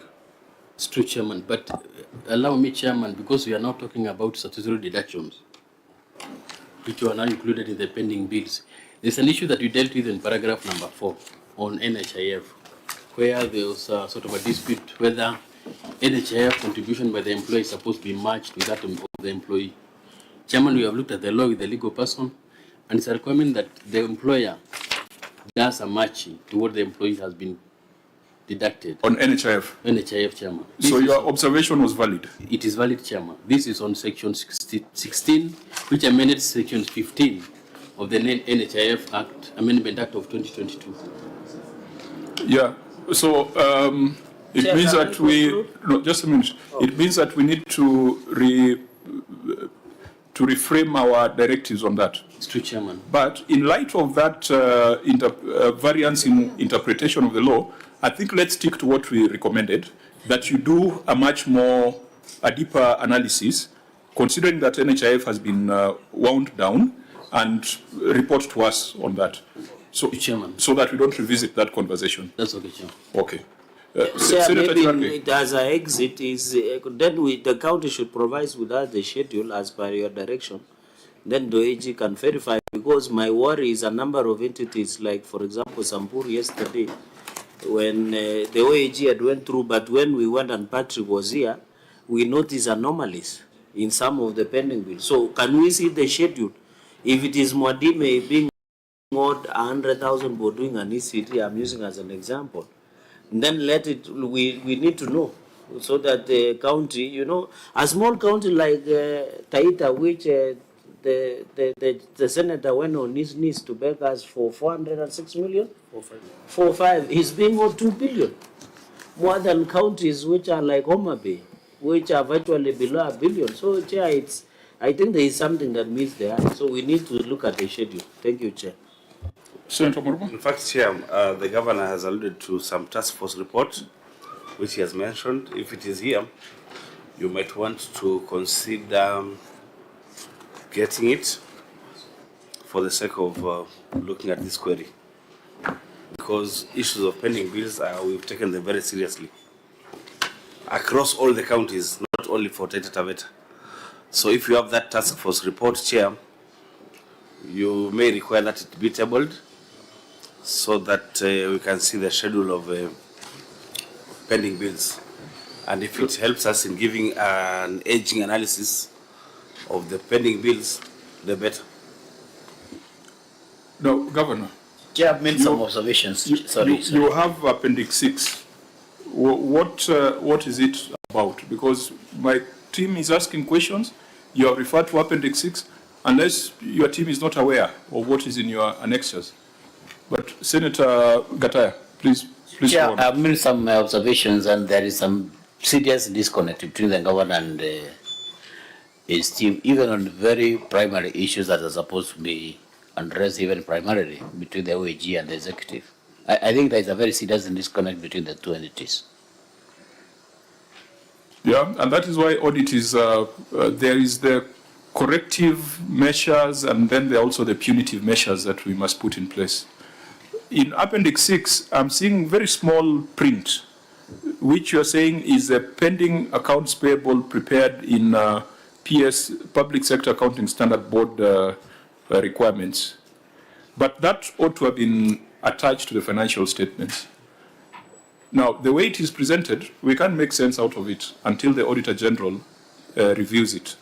So I think, Senator Maruma, if you find this useful, we ask the Auditor General in the in-year audit to do a more thorough analysis, but we must reprimand the county government. They show that I've seen where people are referring to important figures of liabilities on phone without providing proper official documentation is not acceptable. It is not acceptable. So we can allow the OAG to deal with this comprehensively?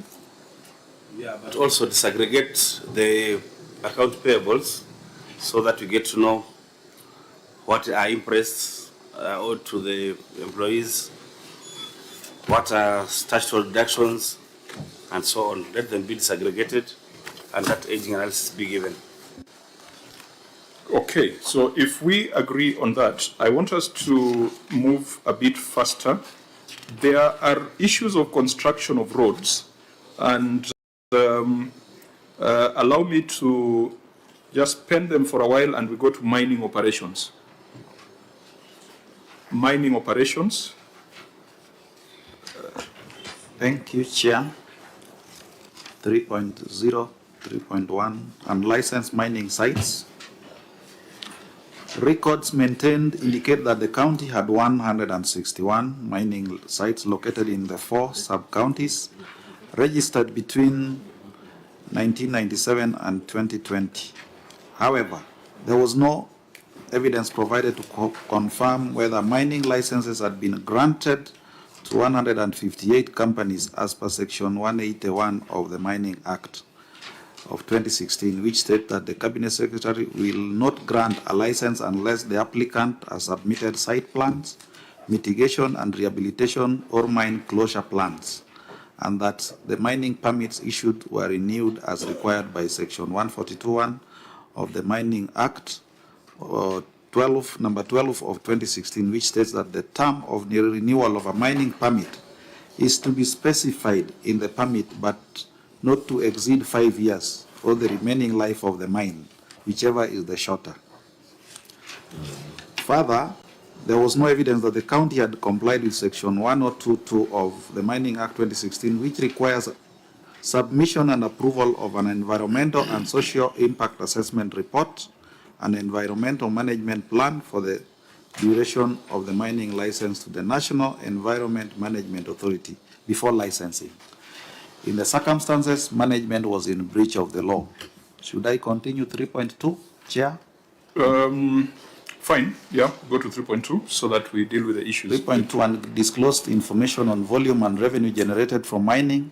Review of mining records provided shows that that quantities of minerals generated and revenues paid to the government on the mining and mineral-related activities was not disclosed, contrary to Section 119.3 of the Mining Act 2016, which requires regulations made to provide accountable and transparent mechanisms of reporting mining and mineral-related activities, including revenues paid to the government by mineral rights holders and production volumes under each license or permit.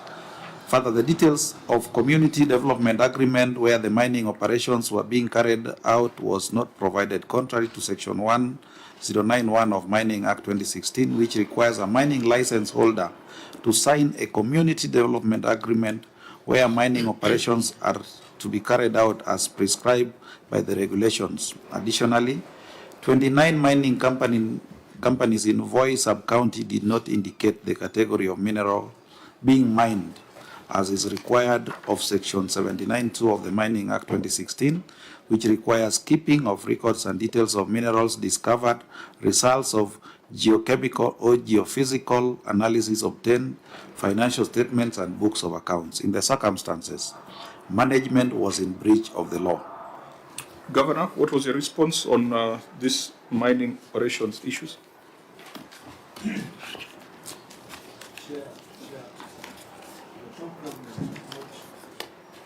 The county government does not issue the mining licenses to miners that they have applied to Ministry of Mining to receive their mining licenses. And I can call my officer for mining to expound exactly what happens in mining, Jimmy Mtao.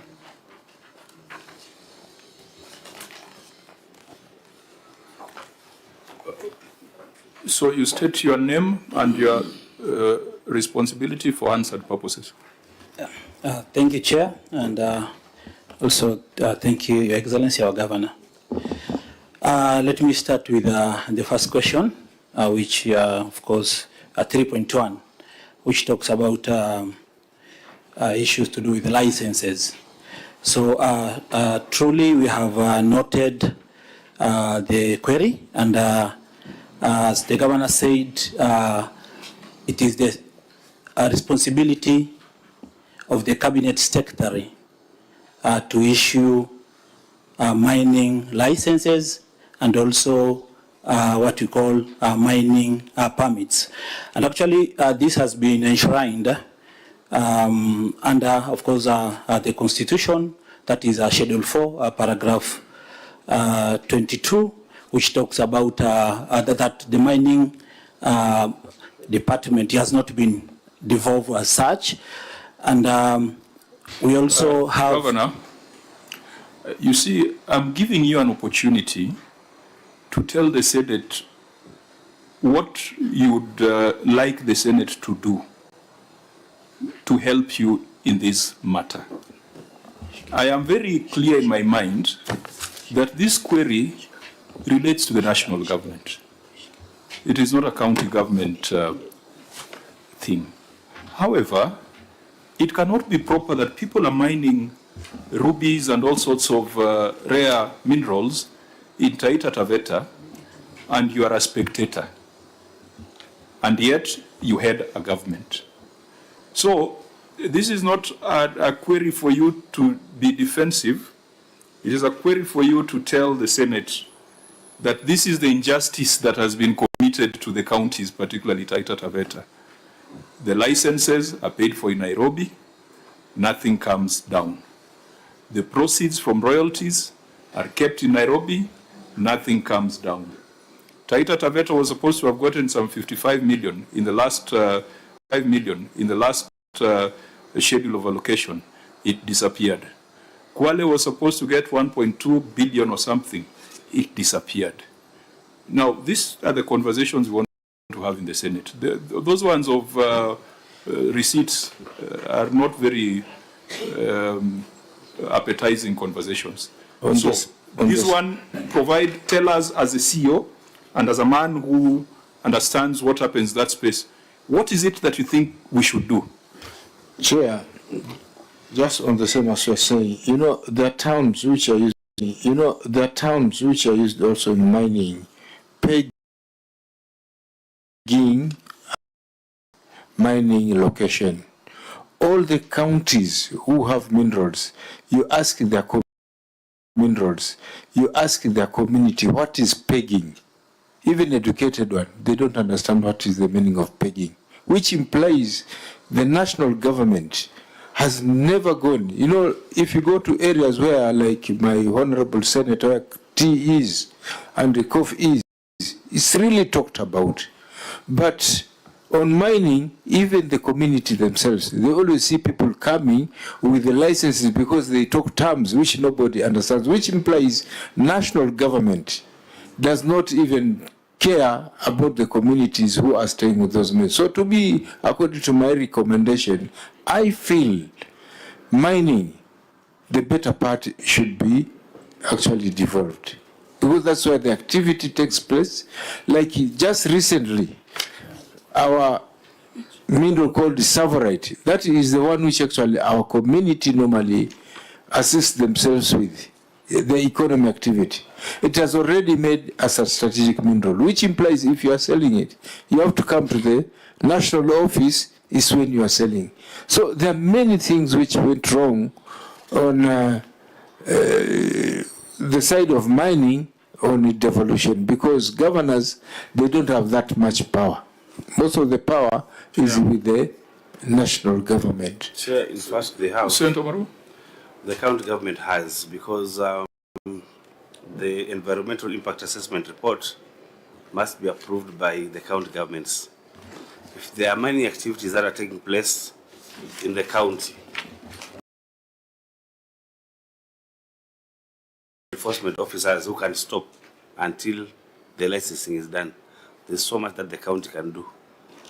Unless you want us to assist you in any other way, but the county has a lot to do. If there's any license that has been given without a NEMA report signed by the county government, then that is an infraction of the law. But Senator, maybe also to help us understand, if the county signs an environmental report, is it just signing or there's a revenue element to it? There's a revenue. Is there a revenue to it? But NEMA is the one which actually takes the money. NEMA. I'm agreeable to with my senator that there's some areas. But you see, right now what is happening, all the licenses, you know, they're not coming out from the Minister of Money. Those ones which are the Minister of Money. Those ones which are did long time ago, they're the ones which are existing. The ones which are existing. So far, it is there. County governments can be very, they can, I mean, they can really do something. But at the moment, there's nothing. Because all the time we hear cadastral maps are being aligned. And they're being aligned for very many years. Even up to this moment, nothing has been done so far.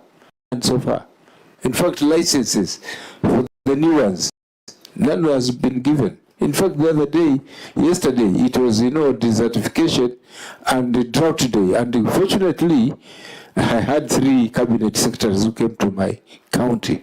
And when they came, I was talking to them, and the NEMA was part and parcel of it. My own people over there, when they're doing in NEMA, communities, they're complaining. NEMA does not give them certificates to move on. So those ones, they don't, in fact, reach even the county government for the communities. They are stopped at some level. But the ones which actually, they are there before, they're the ones which are still existing.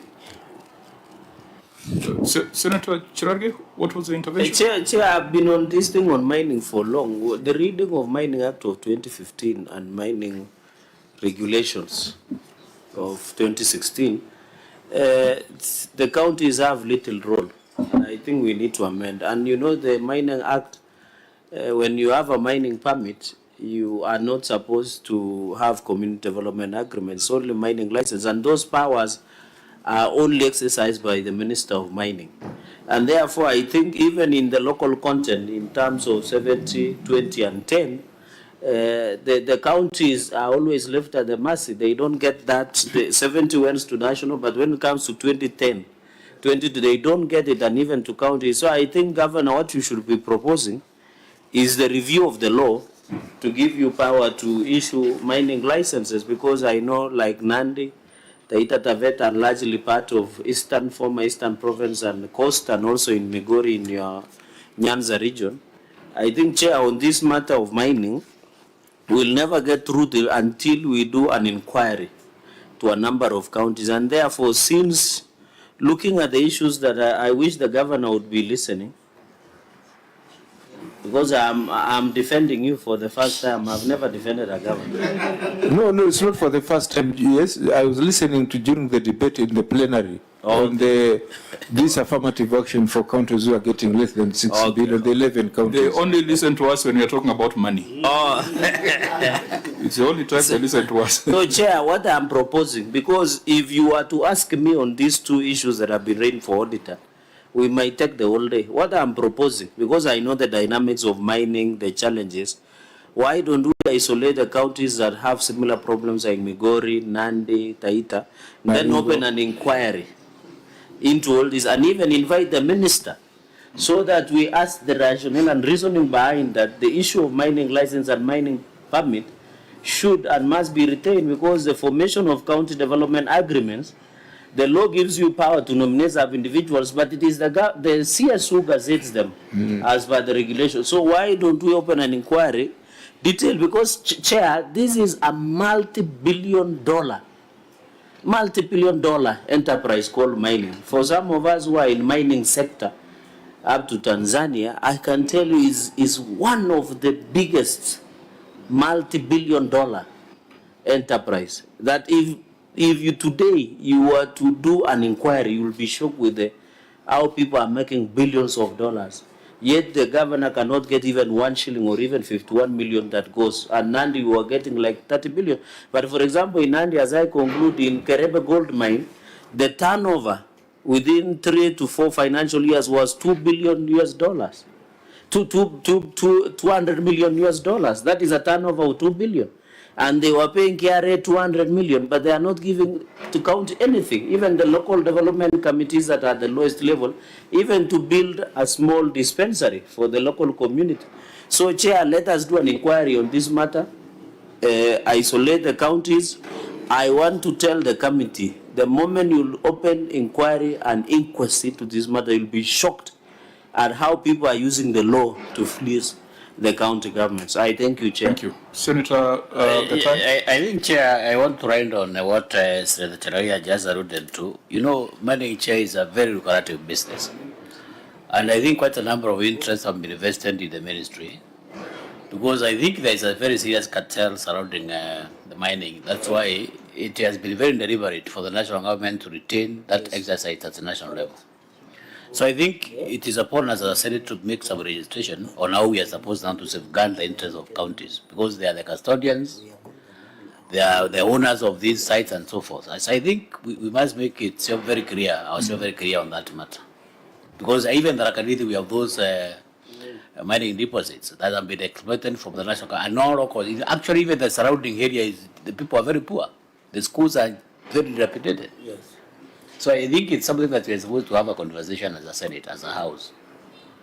Yeah, we also had some recommendations which we did there with the Chief Finance Officer, Lands and Mining. The one you wanted to read, maybe you can give us time, he reads them. Just only 1 minute. No, what we could do, for purposes of time and maybe for conscious of other health related issues, because I want us to finalize this quickly, we go with the recommendation of Senator Cherargei so that we have a proper inquest into this matter. Because this is the only way we can unlock money for you. That money that was in the schedule, the 50-something million, it should have come to you. It was paid to the government decided to use it. Maybe through Chair also, there is this thing, some counties, like in our county, over 62% of our land is with the national park. But the law is being used in, like, for example, you go to Narok, they are getting their money reserve. Amboseli was, but our count 62%, and we are actually, President gave a directive to the relevant departments so that we can get something out of 50-50. But it has been kept quiet. The presidential directive was given early last year, but up to now, nothing is happening. I wish as Senate maybe you can assist us by intervening on the same. Do you think we can do an inquiry on mining as well as natural resources, benefit sharing from mining and natural resources from the revenue perspective? No, we are doing it from a revenue perspective because you see, we are doing the revenue perspective. It is here on the report of the Auditor General, so it gives us an entry point. Because Chair, I sit in ICT and we were doing based on the automation. So it means we can do as a public accounts committee because in ICT we were just doing based on whether the automation yes, automation. But on this one we can say natural resources because mining and also wildlife and other was benefit sharing we can do jointly, including even following up it with Narok because Narok and Kajiado, the transition that there was a directive given by government is yet to benefit, for example, the running and revenue of, and you remember the scandal of Moja in Masai Mara National Park. And now you have had the governor 62% is under national park, so they should be getting something to boost their own source of revenue so that they don't come and beg during the revenue formula. And they don't have to take money from other counties to come and boost Taita. If they are given a share of what is happening in national parks, their own source revenue will quite improve. Very big. Yeah. Senator Maruma. But the president is your president. You should take advantage also whenever he comes. No, he had promised us, but he has not been able to make sure that his edict is fulfilled.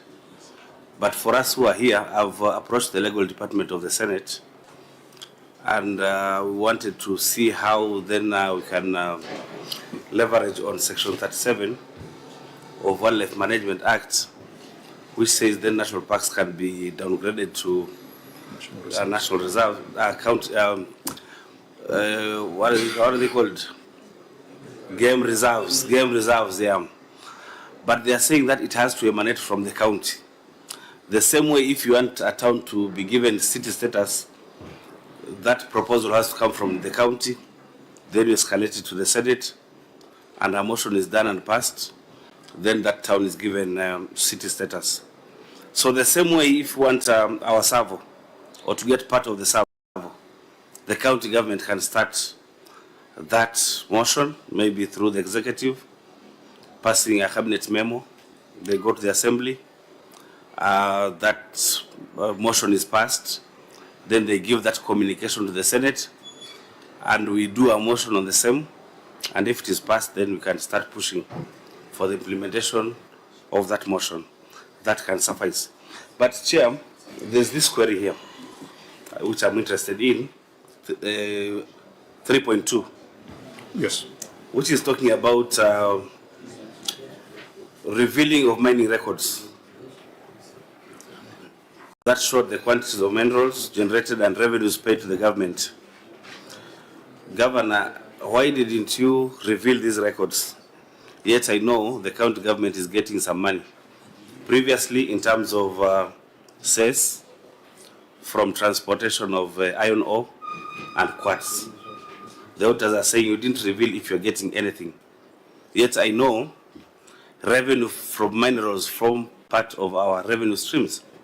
Unless you're saying now we're not having revenue streams from minerals. The auditor is making a finding that we are not having any revelation. And at one point we used to have a way bridge for iron ore that is being transported. Do we still have that way bridge? Okay, address those very specific matters. The policy issues we'll discuss at a later inquest. Disclosure and the way bridge. Yes, thank you, Chair. Again, if we go to the mining regulations and also the Mining Act 2016, it gives the Cabinet Secretary to reveal this information, not the possibility of the county government. Weighbridge? Sorry? The second question on the weighbridge? Yeah, I'm talking about the cess. Are you still getting cess from transportation of quartz and iron ore? Because the auditor is making a finding that you did not reveal what you're getting. Okay, yeah, thank you. Of course, the mining department in the county has been collecting some revenue in that aspect. That is collecting from those people who are transporting, the miners who are transporting these materials to respective areas where they're taking it. And of course, we'll ensure that we kind of, we line to the law, that is so that we can improve our source revenue in that aspect. That is futuristic. Yes, What sir. is saying, you did not disclose what your senator is asking. We want to know who is eating that money. Because you didn't disclose. Maybe through chair, our honorable senator, maybe as the question, the person who is to be the revenue director is Nganga. Maybe he can tell us exactly what is to happen there. Thank you, Chair. On revenue, on mining, financial year 2023-2024, Samruda had closed and we were not getting any revenue from mining. There was nothing at all? Yeah, there was even nothing. from CES? No, there was nothing. Because he was not operating. He's operating now? He has not received a license. Okay. Yeah. Lastly, Chair, for me, Governor, we have to be very careful because previously we used to follow up our revenues on the iron ore, so that when one ship is being exported, it used to carry 58,000 tons, and so we'd work backwards and know the revenue that is owed to our county by the Treasury. But this time there is value addition within the country of iron ore. It means then we have to be vigilant to make sure that whatever iron ore is leaving the mining sites is measured so that we can also calculate our revenues that we expect from whatever is sold. Same for quartz. Quartz is used within the country to make glass. We must have a way of measuring it to ensure that whatever revenues we get can be comparable to what is given to us by the national government. Senator, you mean that, so iron ore used to be exported, but now it is being processed There's locally. a plant that is being built in Taveta. Is that the DEFCI plant? Or Yes, the DEFCI plant. Okay.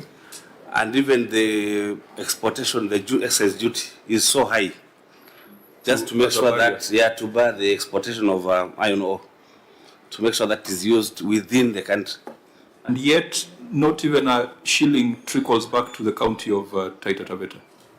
Still under construction, they have not started operating, but it's something which I've noticed. No, Governor, leave alone the process, the smelting of operation. But already people are getting iron ore from the earth, from Taita Taveta. At the moment, not yet, because they are waiting for the storage facilities for the iron ore by the DEVIC. Once they finalize, it's immediately they will start. There is nobody doing it even for export at the moment? No, at the moment, okay. Nobody is doing it now. At the moment, there's nobody. In fact, as we are talking today, Kishushu also used to have a lot of problems. In fact, it's tomorrow where different factions have been complaining to each other. I think they are settling tomorrow. And then after they settle down, maybe David can start now maybe taking from them. So, sorry, the 161 mining sites in the 4 sub-counties, your officer said that there was absolutely nothing that came from that revenue stream. And yet you have 161 mining sites. Are they active? Apart from what our senator has just said on CES, we did never get anything. And do you have CDAC, Community Development Agreement committees for the other big mining sites? Because I think we had for some rural resources. What about the one in Matati? What about the one in Kasigau? Do you have them in place? Yeah, through chair, our honorable senator, yeah, we have them. We have about 5 of them, community development committees for mining, we have them.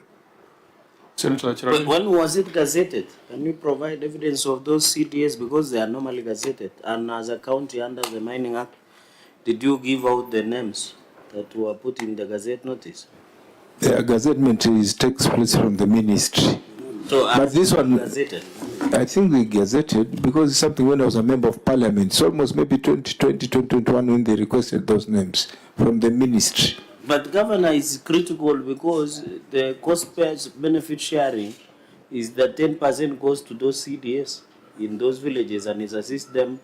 The law provides that they do for upgrade of hospitals and other social functions. So I thought it is in your interest to know whether they are gazetted or not. No, Honorable Senator, it is true, but you see, in our area, Taita Taveta, we just only have this industrial mining is the one for Devik, but these other ones are for the gemstones. And you know, gemstones, most of the licenses are not yet covered. No, I agree, Chair. You are not getting what your senator said under the mining rules. And I don't know whether you came, I heard you have a legal counsel, or was it a county attorney? He should be better. So is he sleeping on the job? Because the mining rules are very clear that all CDS must be gazetted. And I'm asking as the governor through the chair, are you aware of gazettement of these CDS? Because it is critical that they'll get the 10% to spur the growth of social basic amenities at the lowest level. Because you have told your senator there are 5. So I want to confirm there are 5. They must be gazetted. Are you aware whether they are gazetted or not? Okay, maybe, Honorable Senator, me, what I know, there's one, if you remember Bridges, who is to deal with sovereignty. That is the only one which had a problem, and had to know because they had included members which were not coming from Taita Taveta But county. they were gazetted. So that was the only one which had issues. Then, Chair, I think what is coming out is out of the 5, 1 is only gazetted, and the legal counsel should have guided you based on this. How long has your legal counsel been in office? I was elected the Honorable Senator. Since you are elected? Yes. There's something, Governor, you've said which I want just to follow through. You've said that you already almost know who is going to get the mining license for the iron ore. And you mentioned the Devki. You know, that's dangerous because if he gets the mining license and is the one that is doing the smelting, then what happens to the smallholder mining people who want to mine? Will he buy from them? So he'll just buy from his smelt his own. What type of agreements would you have to ensure that as he mines and does value addition, also the smallholder miners are able to sell to him at high enough prices? Through Chair, Honorable Senator, I think he misunderstood me. Tomorrow, I've said there are 3 committees. There is one which was led by Shete, there's one which was led by Kidai, and then there's one which was led by Matila. And all of them, they've been complaining. But according to the Ministry of Cooperative, you know, Kidai, he was the one who was actually looking to be. But some of these other groups, they went to court. So after tomorrow, when they sit down, is when now we can be able to know who is going to be given the license for the mining. But at the moment, we don't know who is going to be given the license. After the 3 groups sit together, and which the executive member for agriculture who is here, he's going to the one to look for that 3 groups meeting tomorrow, so that they can at least understand each other. Fine. Senior counsel, maybe as when a function has not been clearly assigned to any of the levels of government, what is usually the assumption? Because in the US, the argument has always been that the federal government does what is assigned to it, and anything that is not assigned to the federal government goes to the states. What is the jurisprudence here? Because I'm looking for mining in the 4th schedule. It is not there. So what would be the interpretation? Would it? Mining is not devolved. It's a national government function. Where is it? I mean, it ought to be listed in the schedule.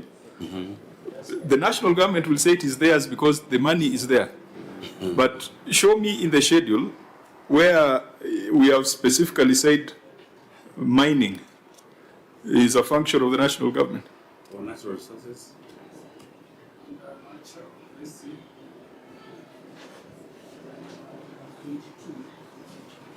Sorry? Thank you, Chair. If you go to the Constitution of Kenya, of course, the fourth schedule, yes. Go to part 1, paragraph 22. Yes. Protection of the environment and natural resources with a view to establishing a durable and sustainable system of development, including, is that the one you're referring to? I think that is the part whereby... including in particular fishing, and remember fishery is for county, fishing is for national, hunting and gathering, protection of animals and wildlife, water protection, securing sufficient residual water, hydraulic engineering and the safety of dams, and energy policy. So where does mining sit in any of those subsections? I think if I have to interpret it clearly, it sits under issues to do with the environment. But they have not mentioned specifically. Mining is an economic activity. Yeah. It's not just about environmental protection. It's a good conversation to have. I think now that it's missing, I'm just thinking loud. Now that it is missing, and it's a trade. Is it not a trade? Mining is a trade. And the trading licenses are under county governments. Maybe we should be innovative and sneak something there. Because now that it's not clearly provided, we assume it's excluded from national government, and we push it to counties for trade licenses. I think we have been talking about licenses missing here. Yeah? Why can't we amend the law and take licensing to the counties? Anybody dissatisfied can go to court. So that could be part of the recommendations out of an inquiry. Yeah. We make the recommendation and amend the law and make it under the county governments. Because they get licenses. We assume those licenses are for trading. Yeah? And yes, that's the best thing we should do. Let's call different players. Let's look at different jurisdictions. For certain, in the US, the battle between federal and states is that the federal government only does that which it is assigned. Mm-hmm. Anything that is not assigned to it is assumed to be a responsibility of the states. Now, in this one, we should say trading and licensing is assigned to the counties. So we're just trying to say, if you are coming to do trading in our, if you are coming to do any trade in our county, you should get a license from the county government. Yeah, that should, anybody challenging the constitution, Governor Mwadime and others can look for good lawyers. It's a function of the national government. Where is it defined? Article 186, sub-article 3. 186? 186. Sub-article 186, 3. Yes. Or on that, in the US, it's the opposite. Yes, a function which has not been assigned to any government, it is assumed to be a function of the national government. It reads that a function or power not assigned by this constitution or national legislation to a county is a function or power of the national government. But we can use the national legislation. Because it says a function or power not assigned by this constitution or national legislation to a county is a function or power of the national government. So we can use the national legislation. Yeah, it's just... So that will form basis of our recommendations upon completion of inquiry. You know, we would do counties such a big favor, especially because, Senator, doesn't Samburu have minerals? I believe Samburu has plenty of minerals. If we can deal with this matter and bring it and make it a national conversation. Malcolm. Yes, Malcolm. Maybe, Chair, perhaps I would bring the attention of the committee to Article 62(1), which reads that public land is all 1F. Sorry, which one are you reading? Article 62. Public land is all 1F. Public land is all minerals and mineral oils as defined in law, as read together with Article 62.2. Public land shall vest in and be held by a county government in trust for the people resident in the county and shall be administered on their behalf by the National Land Commission if it is classified under Clause 1A, C, D, or E, or 1B, or other land held or used or occupied by a national state organ.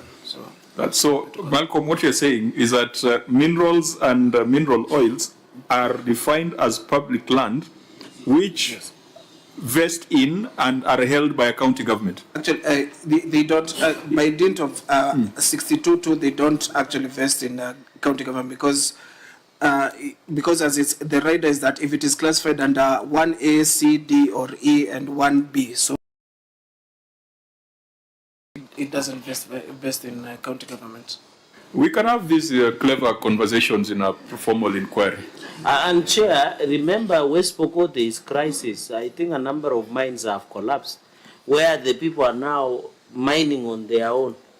And when they collapse, it is a governor who is expected to come to sort out the problems. Right. I've seen it in Migori and several other places. Artisanal mining in West Pokot, and people are now what we call gold rush, not gold diggers, but gold rush. They are now going to those. So there is a crisis that we must take a lead, because now Article, is it 186, 3 and 4, and now Article 62, so that we provide clarity on, because according to me and senior counsel, economic activity is a trade. Mining is an economic activity and should fall under the purview of a trade because it's an economic activity. Even when you go to Tanzania, it is based on an economic trade or an activity. You go to Congo, you know, these countries that have minerals, I've seen Mali also are setting up a factory.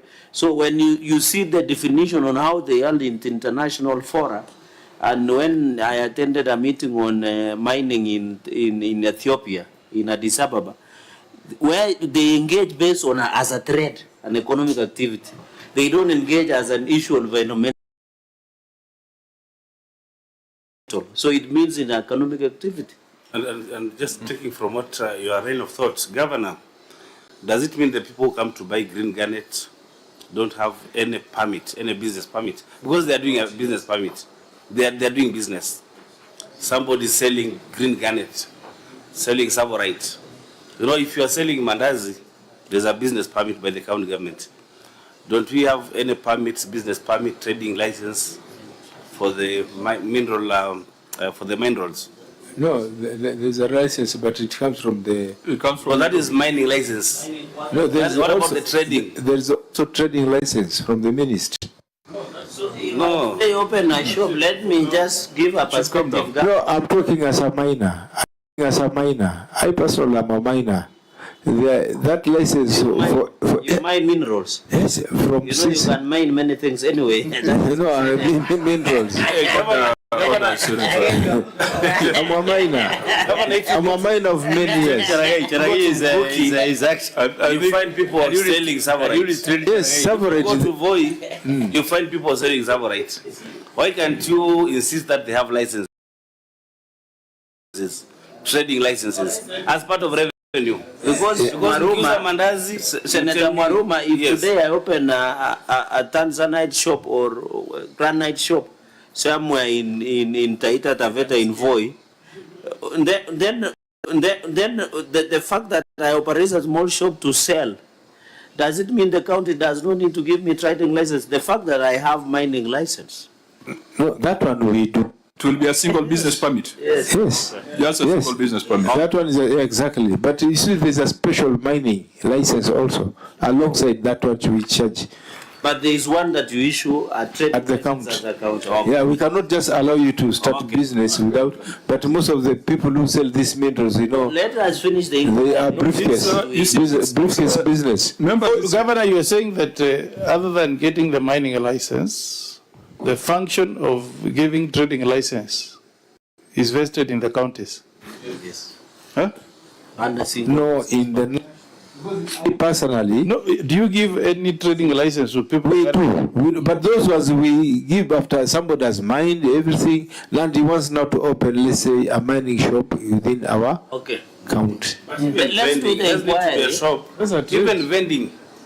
Like if you're selling mandazi without a shop, so you're also told, please bring something. Yeah, that's what we do. For those who do that, they have business, we do give the licenses in the county. But there are most of the business through briefcase.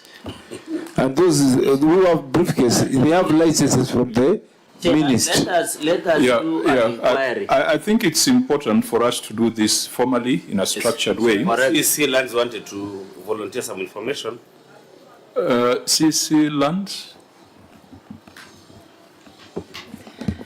Okay, to add on what the governor has said, we produce single business permit for the miners in the category if you're doing a large scale mining, small scale mining and artisanal miners. So that one we produce if they come with the mining license.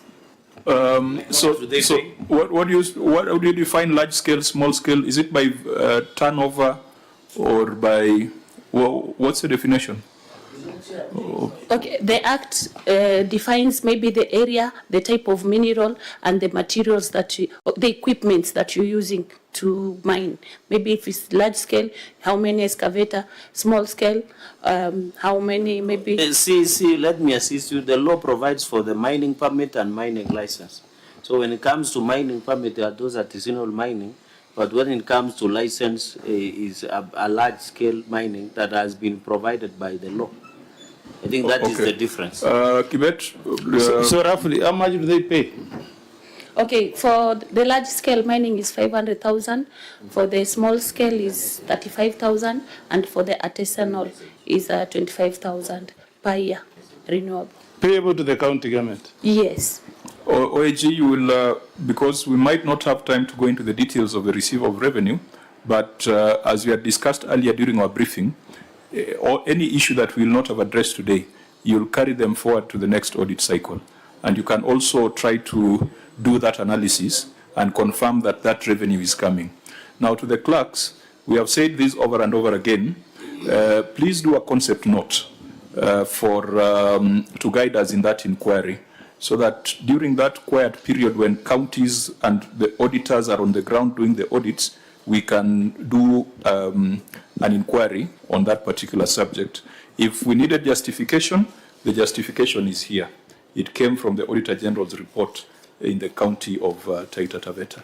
Through Chair, this is something important, maybe you have forgotten. Maybe you can also be compelling the national government to be paying the land rates. You know, the other day I was suggesting, like our county in Taita Taveta National Park, because we're not getting anything. If we get the land rate of that area, it should give us good money, something like that. So yeah, we can find a way of crafting it around optimization of revenue for county governments. But even before we do that, do you have correspondences between the county government and the national government where they are requesting for that payment or compelling the national government to pay? Because that would be a good starting point. So that if you raise a statement or a petition in the Senate to invite the CS Treasury, then we'll be having some evidence that somebody, the county government of Taita Taveta, has requested for their due, what is due to them, but the national government is not paying. That would be a good, very good starting point. Is there any documentation? You just have only the documentation of 50-50. This one we have noted and we are going to implement it very soon. Okay. Honorable members, there is one matter that I need very, very quick responses on from the county government. Incomplete, stalled and abandoned projects. Let's go to that audit observation. Governor, this one will go very quickly. There was a rice milling plant which was incomplete. The rice milling machine was installed and yet doors had not been installed on the plant. Quite absurd that you'd put in a machine in a facility without doors. Safety of the machine could therefore not be guaranteed, and definitely for an expenditure of 24.6 million, there is no value for money. Is this rice milling plant complete and in use? Governor.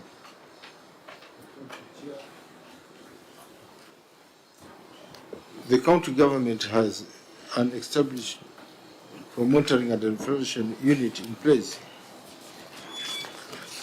And the executive member for public works, I think he can expound more on this. Governor, I thought you'd start by telling us that the door has been installed. That the door has been fixed, then we end there.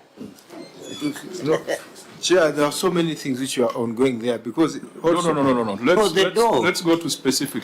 You know, if you spend 24 million on a rice milling plant, and then machines are installed and doors are not there, you don't need to set up a committee. You don't need a committee. No, Chair, actually the door was fixed, but there are some also other components which are supposed to be done, and the executive member for public works knows exactly what it is. So is it complete or it's work in progress? It is not yet complete, but the doors were fixed. But there are some other things, maybe public. Can you very quickly, this meeting was supposed to end at 2, it's past 2. Can you very quickly give us a status so that we decide whether we direct the Auditor General to look at it in the current year? Maybe before he gives us the status, OAG, are the doors fixed? Have you seen these doors? Chair, since these projects, at the time of the audit, they were not complete as indicated, and now management has indicated that there are changes. Since our teams are already in Taita, Taveta, they will verify and confirm. Bwana Opara, you queried a door. We want just to find out, let us begin from the basic as chairs. Has the door been fixed as OAG or you are not aware? Yeah, again, like I've just said, seeing a door requires physical verification. So you haven't visited? Yes. Okay, and then Chair. Yeah, I think the OAG had clarified earlier that they, first of all, they would have wanted to follow this up, but it was important for us to get an interim status. Okay. Who wants to explain this? Thank you, the Chair and honorable members. The door has actually been fixed, but the project is not yet completed. So it is still ongoing at the final stages. So, Auditor General, as you had agreed, this is a matter that you can keep in view and report substantively in 2024-2025. Secondly was the installation of a pump and a tank at Langata Borehole. The project is abandoned, not connected to electricity, and borehole water is not accessible to the intended users. And I have heard stories that you are asking people to pay for electricity. What is the status of this?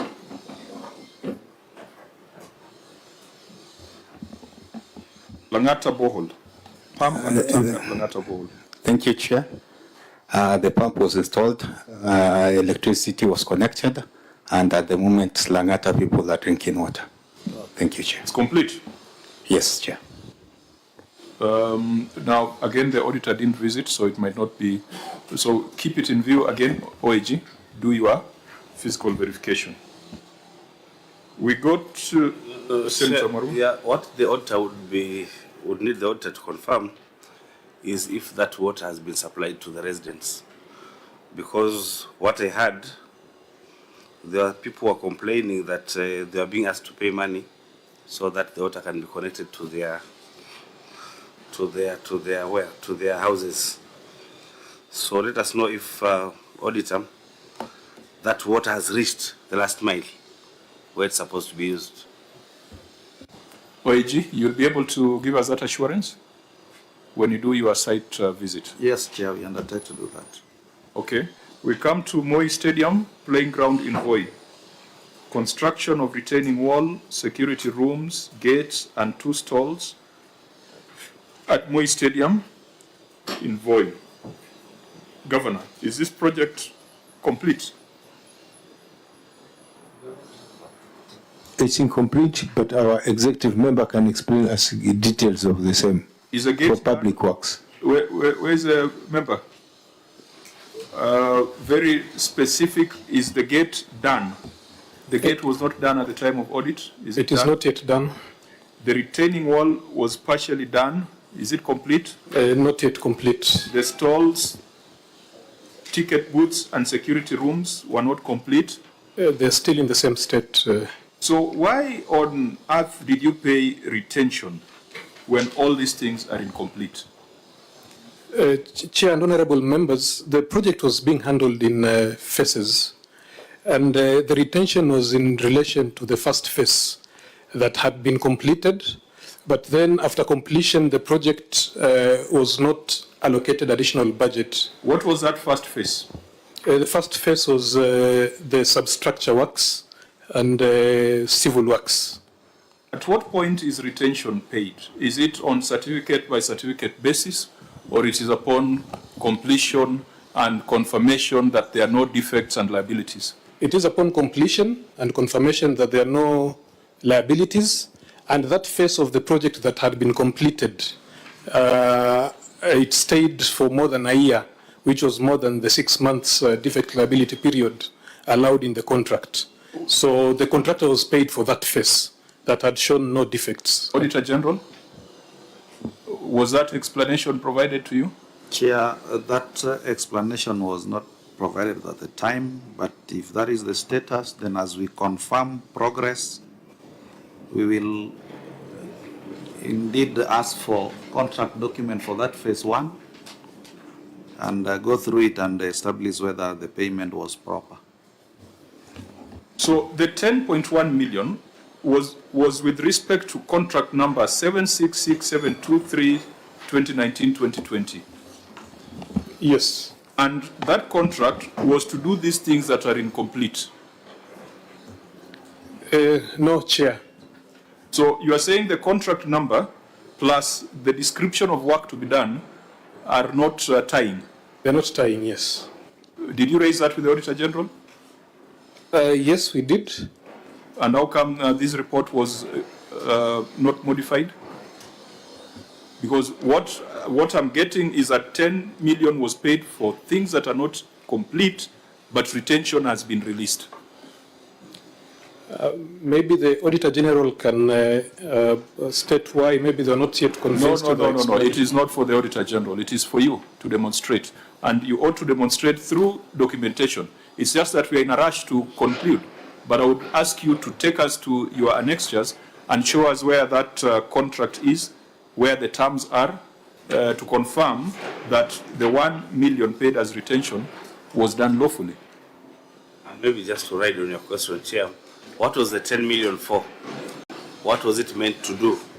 Was it meant to do the gate, the retailing wall, the stalls, and are they complete? Or we are talking about 10 million that has been paid for works not done, which would be a pointer to possible loss of money. Let me just confirm with the appendix 11.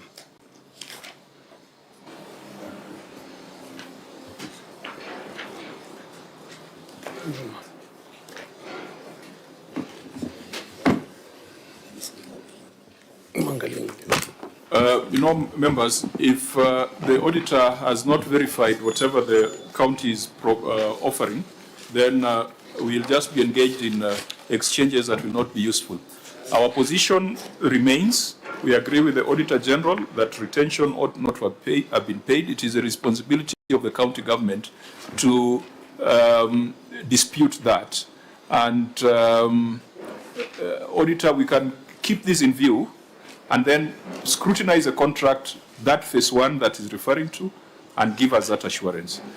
If you maintain your position, then we will recommend criminal action against the officers involved, because this would be outrightly illegal. Okay? Noted, Chair. Honorable members, we have...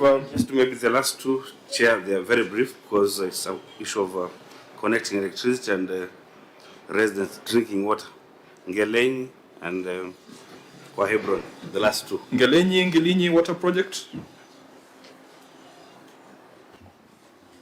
Stalled, not connected to electricity. So the borehole water not accessible to the intended users. Thank you, Chair. That project was done, and it is right now being, at that moment, there was no funding for electricity connection, but we've now set aside funds to connect electricity to the Ngelenyi-Gilinyi water project. In which financial year? 24-25.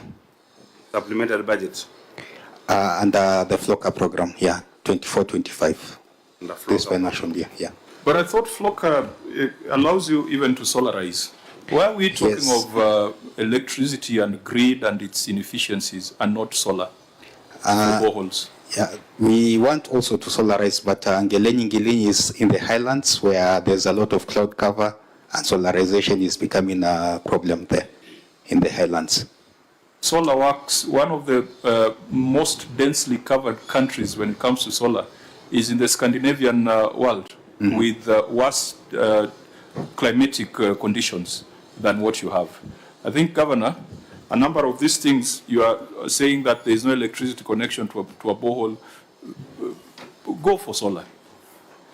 Because it would be, pulling, I think it was Samburu, or there's a county we dealt with, Nyandarua, where the county is paying for installation of transformers.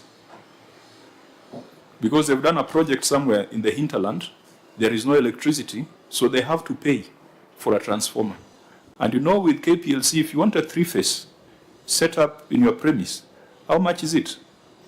Isn't it above $1 million? It's almost 1.5. 3 million, Chair. It's actually 3 million. So if you went for solar as an alternative, I think you get better value for money at half the price. Yeah. Kwa Hebron Water Project? Thank you, Chair. For Hebron Water Project, there was some vandalism in the pipelines that was repaired, and now the residents are getting water. Thank you, Chair. So, honorable members, I wanted to propose that we have not dealt with every single audit query in this report, but we had already agreed and discussed with the OAG that whatever remains outstanding will be carried as prior year matters in the 2024-2025 audit report. But there are few areas where we have directed the county to provide documentation. You will advise us on whether that documentation has been provided to enable us make appropriate recommendations. On the receipt of revenue, we had also discussed with the OAG that we need to have a section that queries the systems environment, because the ROR report has not told us whether you have automated your systems, and we are not going to take your oral, we are not going to take stories. We want to have a proper report from the OAG on the state of systems, the effectiveness, and whether your streams are all automated, and whether you are optimizing technology in collection of on-source revenue. So unless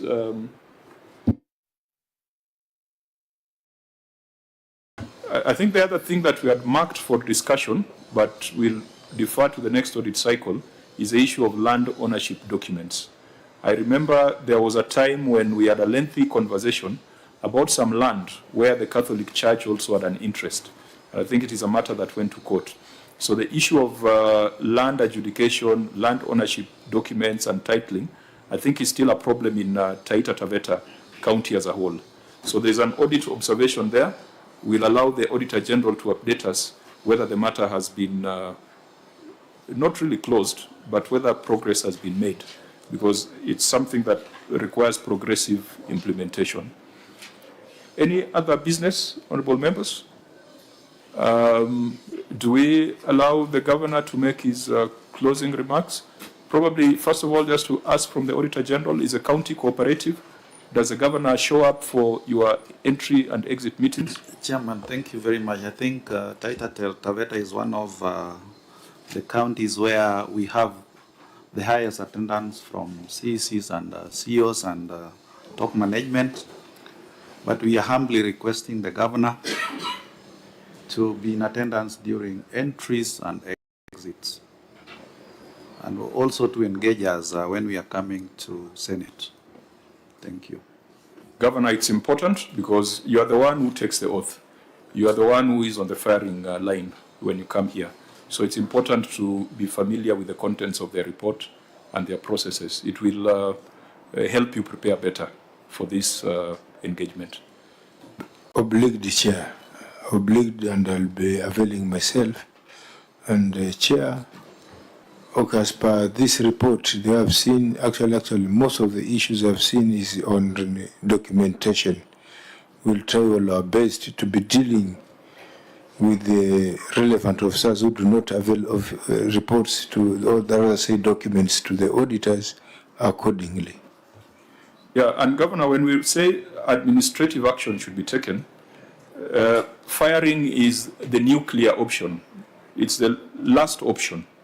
Administrative action means you can do a reprimand, or you can do training, or you can do a transfer, and then at the extreme you can do a demotion, and the most extreme you can do an exit, but it must be in line with the law. Remember that Senate cannot direct that you fire an employee. Firing is County Public Service Board, County Governments Act, all those procedures must be complied with. So in terms of administrative action, I think there are a lot of areas where you need capacity development, training of your officers, because the numbers that have been queried here, some of them are very small amounts. You saw like that thing of breakdown services, 300,000. We should not have spent the time that we spent on it.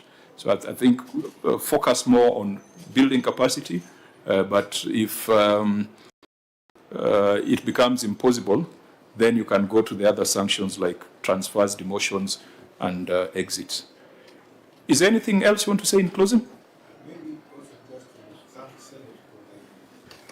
Last debate, which never ended, on this affirmative action, I'm just requesting that senators kindly try to see for these counties who are actually getting 6 billion and below. Because some counties like Taita, Taveta, you know, when we started Revolution 2010, we believe that counties which never got any development after independence, they get development. Just to inform you, the debate ended, we voted, and the affirmative fund will be there. That business I really was thank Senate. I really thank you. And also the idea which you had about the 465 million to the counties. I really thank Senate for the good job which you did. I personally, I was watching TV throughout, and I was really pleased, even the debate, the way it went on. But you can go further for counties like Taita, Taveta. You know what is what's happening right now in Taita, Taveta? Because no industry was done before 19. Water, it's a water surplus account, but all the water goes to other accounts. We don't have enough water. And the money we are receiving is too little. I'm just requesting also to consider counties like us, because over 70% of the wildlife-human conflict is in Taita, Taveta. When we talk about this 2% is over there, what is remaining to us in Taita, Taveta now? We're just seeing people coming, you know, getting married to a very beautiful girls, and then the short ones, we left them to us. So we are requesting if you can do something. Who said short girls are not beautiful? Those who are quarrelsome. I'm just saying, because that must be struck out of the point of order. Point of order. No, Senator Dulo, you are tall, so you are not being referred to. No, you can okay, I apologize. On record, I've withdrawn and apologize. Or use Kiswahili. Maybe when he uses Kiswahili, the point will be home. Now, Governor, can you conclude safely? I thank Senate for supporting devolution. For sure, you are doing good job. Our Senator, thank you. You have shown good maturity. But I'm not campaigning for you. But there's big maturity you have shown in this. In fact, sometimes if you have anything, just come to me, advise me. Me, I'm a listener, and will always do. And I'll go back to you and tell you we have implemented this, we have not implemented this because of this and that and that. But I really thank for the points which you have been giving in here.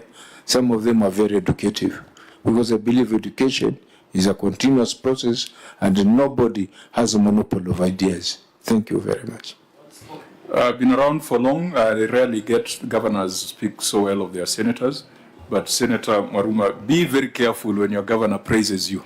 They might think you are lying in the same bed for slaughter. Senator Sifuna. Chair, in fact, for the duration of time that I've been on this committee, I've never had any governor thanking the Senate. I am at a loss, you know. I might have to discuss a tall Taita girl for me. But my former chair, when you do good job, everybody has to give you good so things. I'm commending you, Governor, because honestly speaking, sometimes we feel very frustrated as a Senate that the Council of Governors does not put in commensurate effort when it comes to support for devolution, and we feel like maybe we are crying more than the bereaved. Governor, I wanted to know, there was this pronouncement by the head of state that you will be getting revenue from the park.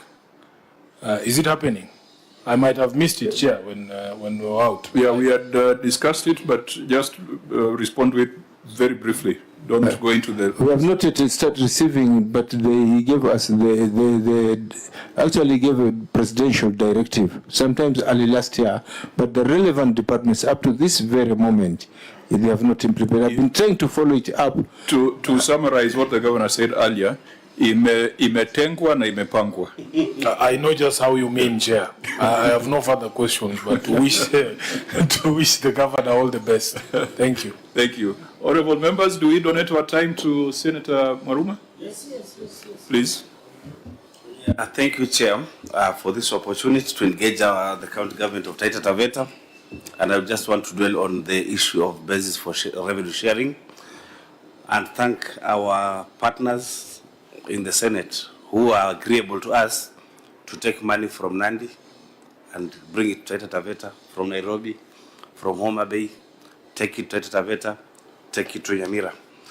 The 3 billion affirmative action fund was very important to us because then we got 405 million over and above what we're going to get from the revenue sharing formula. We wanted to ring fence that money. That 405 million for development expenditure.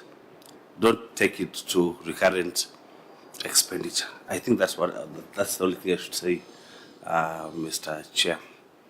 No, I think that's an extremely important point because Senator Okomo Mogeni, when you convinced us to support the G11, now the G12, it was clear that that money is not going for payment of salaries. And what we saw with Nyandarua, and the governor of Nyandarua confirmed to us, he was the 12th beneficiary, initially there were 11, that they have had a conversation with their senator, and they are trying to agree and define on some projects that can be legacy projects. And I think the two of you could find a framework for that kind of conversation. So that if there's an additional 400, I wouldn't want to hear your senator crying that money went towards salaries or the money went towards these fuels and oils that we are seeing here. So please do something that can make us proud as a Senate. Be assured, Senator, because I was also part and parcel. We met even with the Senator Umgeni very late at night on the same. So we'll ensure that... Yeah, now your extension of... I think we should stick to the other closing remarks. Because but our Senator... very little. But I'm assuring our Senator... Is he going to disclose what they discussed? No. That one, it was just... this meeting is adjourned.